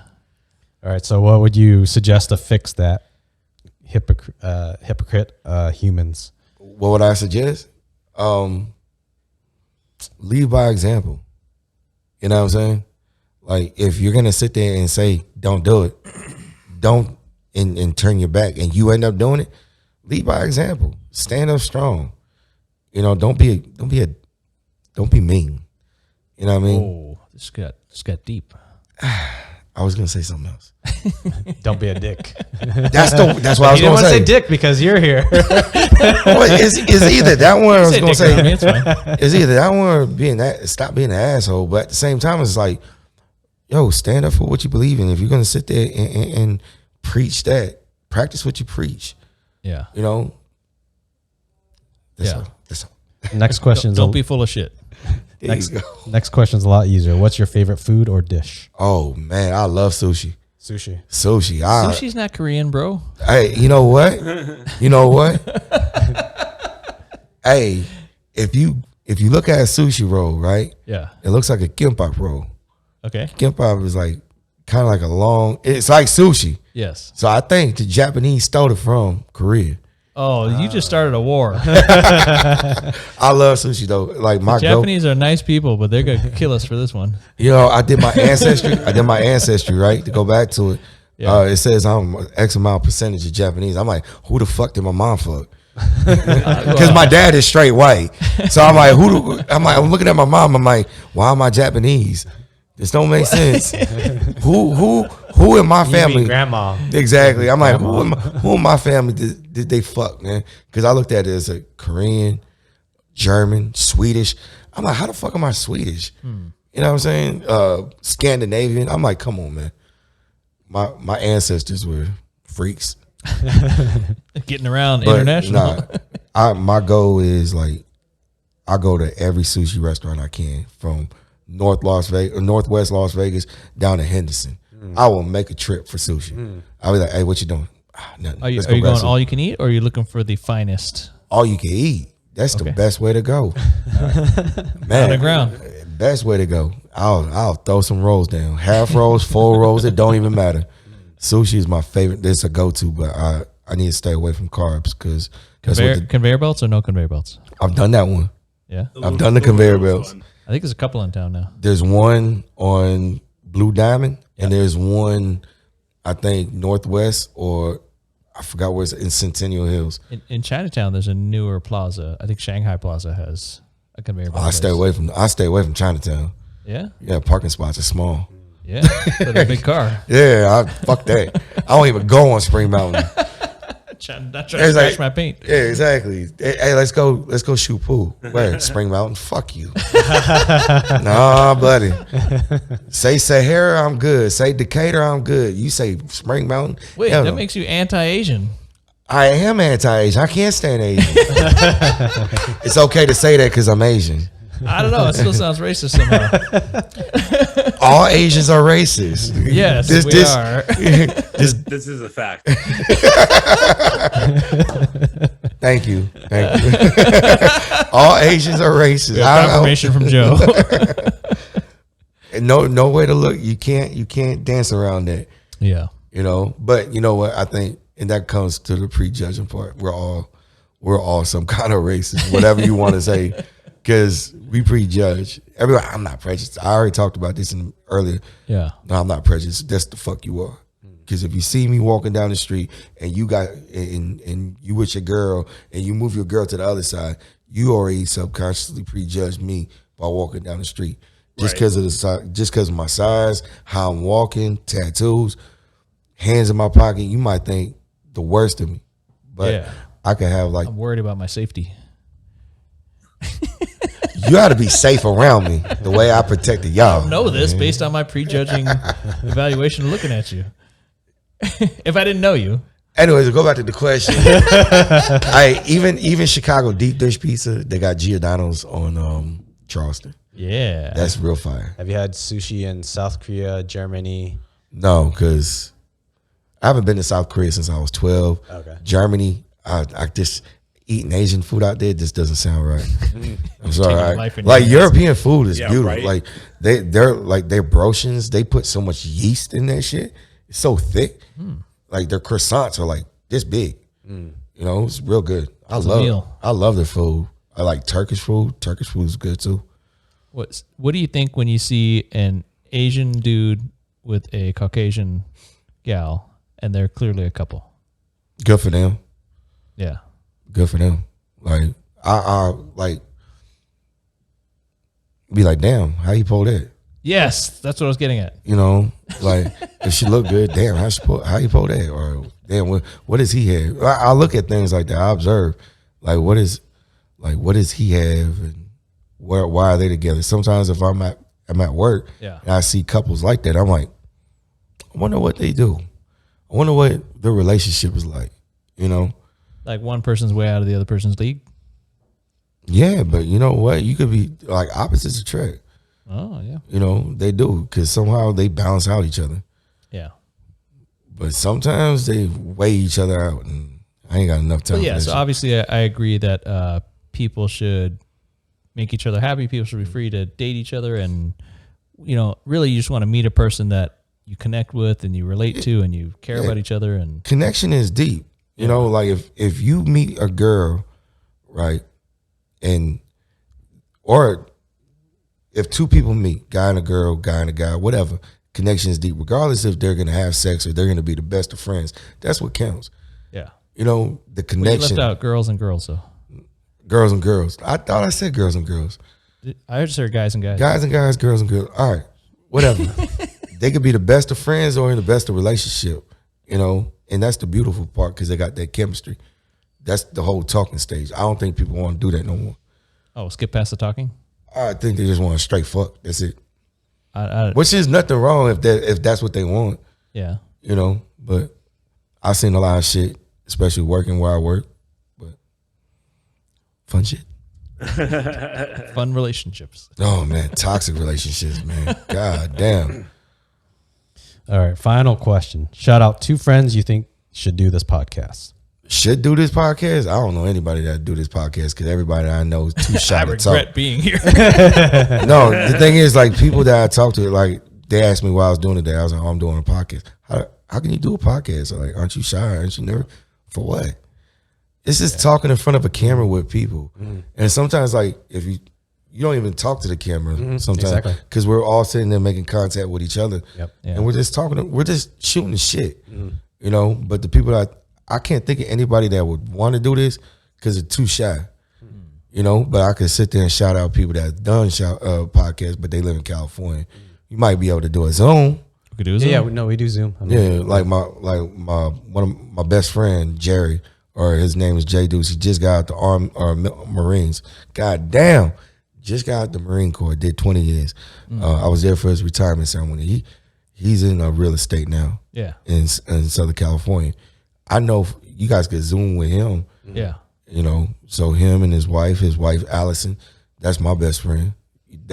Don't podcast with her because I don't need no fucking stories coming out. Yeah, let me tell you about this motherfucking that sit there and call me at 4:00 in the morning.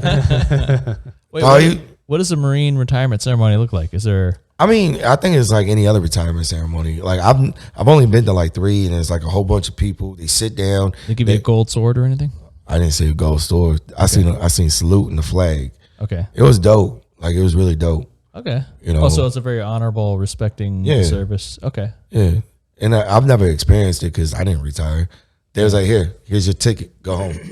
All right. Here's a bus ticket. Yeah. No, I got my slip. Yeah. And my DD-214, that's the gold. That's the golden thing. Like if you were a veteran, you got your DD-214. Hey, that's the one thing that'll save you. The honorable discharge. Honorable discharge. Nice. On a medical. Because before we end this, like, because of the drugs I was on in 2012, 2013, man, I weighed about 280. Woo. That's because, like, Seroquel is like I retained weight. I don't know how. But if I show you guys pictures, my face was like, woo, big as shit. Eskimo Tommy. Worse than that, I look like a potato. Hawaiian Tommy. Bruh, people still think I'm Hawaiian. Yeah. Even Hawaiians think I'm Hawaiian. I'm like, come on now. Like, you supposed to tell who's Hawaiian, who's not. Do you remember they shot the HBO series Ballers at... Yes. Okay, so they shot Ballers at... they blocked off one area. The Rock, he has his cousin. His cousin is a stunt double. I forgot his name. He was drunk as shit. He came walking by and he was like, "Oh, you from the island?" I'm like, "No, bro. Yeah, I'm not Hawaiian. No, you from the? Nah, you a brother." I'm like, "Nah, man. Nope. Okay. I don't want to claim that shit. Yeah, it's not the fact that it's offensive. It's just false claiming. You know what I'm saying? Right. Yeah. You don't want to pretend to be Hawaiian if you're not. Yeah. Perpetuating the fraud. Perpetrating. There we go. Perpetrators. I couldn't get the word out. Thank you. I don't know what I'd do without you. No, you good, man.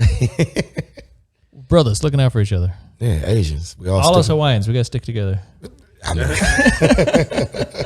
I'm gonna go eat some Hawaiian bread. Oh man, Hawaiian food is fire, man. Yeah, it is. Hawaiian food is fire. Like I remember going out to Hawaii when I got or on my stages to sobriety. Yeah, I ate some good ass food out there. And one of the things that I eat out here is musubi. Spam musubi. Oh my God. You go to any Hawaiian restaurant, what is it, L&H or L&L? L&L. Oh, yeah. Spam musubi. Yeah, I don't care if it's $4 for one. I'll buy 6. It's so fucking fun. Matter of fact, if this motherfucker open right now, I'm going to go get some. L&L. I got to Google that shit. Spam for life. for funsies. So you said you have a lot of shy friends that you don't think would do this podcast. I have a friend, Ricky. He's super shy. Tall Ricky. Yeah, he's super shy in groups. Like if he's a center of attention, and unfortunately he's 6'8", and he's commonly, and he'll mention it, he'll like start sweating, and when he's the center of attention, he hates it. Yeah. But then he did the podcast, and I was like, "You're shy. Why would you want to do this podcast?" He's like, "This is me and you, man. We're just talking." Yeah, that's exactly what it is. But I think what people are afraid of is what they say, and it's gonna be on the internet. Forever. Like I'm already thinking in my head. Gotcha. I'm already thinking in my head after this is done. Did I say something fucked up? Well, you get the draft, and you could review all 3 hours if you want. Dude, all those ex-coworkers, they know what you're talking about. I'm gonna review it, and it's gonna come back 30 minutes. Well, where the fuck is the other 2.5 hours at? Talking about cars and spam. And dicks. Everything's gonna be dicks. So for fun, think by any chance any of those friends that you have in Vegas that are shy, but then maybe more like Ricky, where they're okay with a kind of a one-on-one. Actually, I do got a friend, but he might do it, and he'll give you the real aspect of his version of the military. You know, him and I, we didn't serve together, but we served around the same time. But he's like really, like I consider him family. He might do it. Awesome. He might. So yeah, I'll talk to him to see if he'd be interested in doing a podcast. But does he respond to shit talking? Oh yeah. Okay, he can dish it. He can fucking dish it like no other. You want to just say his first name to call him out, and then we on video I could cut it, and then you could send it to him. Travis. Fuck that, Travis. No, but I don't get like why people don't want, like, I'm all about experience. I sent you clips. So I don't care about being on the internet. I did music videos or whatever. So I don't care about that. I care about what I said, and I hope I didn't get carried. Did I get carried away today? No. So you blamed everything on me. Okay, good. We've done almost 100 podcasts now, so we could easily tell you. I feel like that's a lot of experience where we could tell a guest like, "Oh, you went over the line," or if I had to flag my button. No. I think I had to tell you to flag it, but I don't think I went over the line at all. Not at all. Hey, so can we find your music on YouTube? Yes, you can. Give me one song. I'm gonna look up one song. Yeah.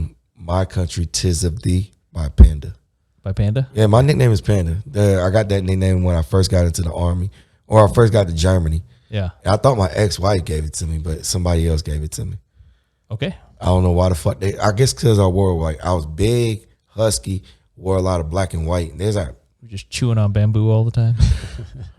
sure. Toothpicks? What the fuck is that? A bamboo stick? No, motherfucker, it's a toothpick. Nah, that's a bamboo stick. Where the fuck you find bamboo in Germany? I don't know, man. It's not bamboo. It's a toothpick. We just can't. You just seen me pick it up. Nah, I seen you pick up a chopstick, bitch. No, just kidding. All right, Tommy, let's call this the end. Thank you so hanging. much. Of course, Cheers. of course. Cheers. Thanks for sharing your story, Joe. Joe. Nice meeting you, Joe. Joe's getting sober? What is Nice this? meeting you.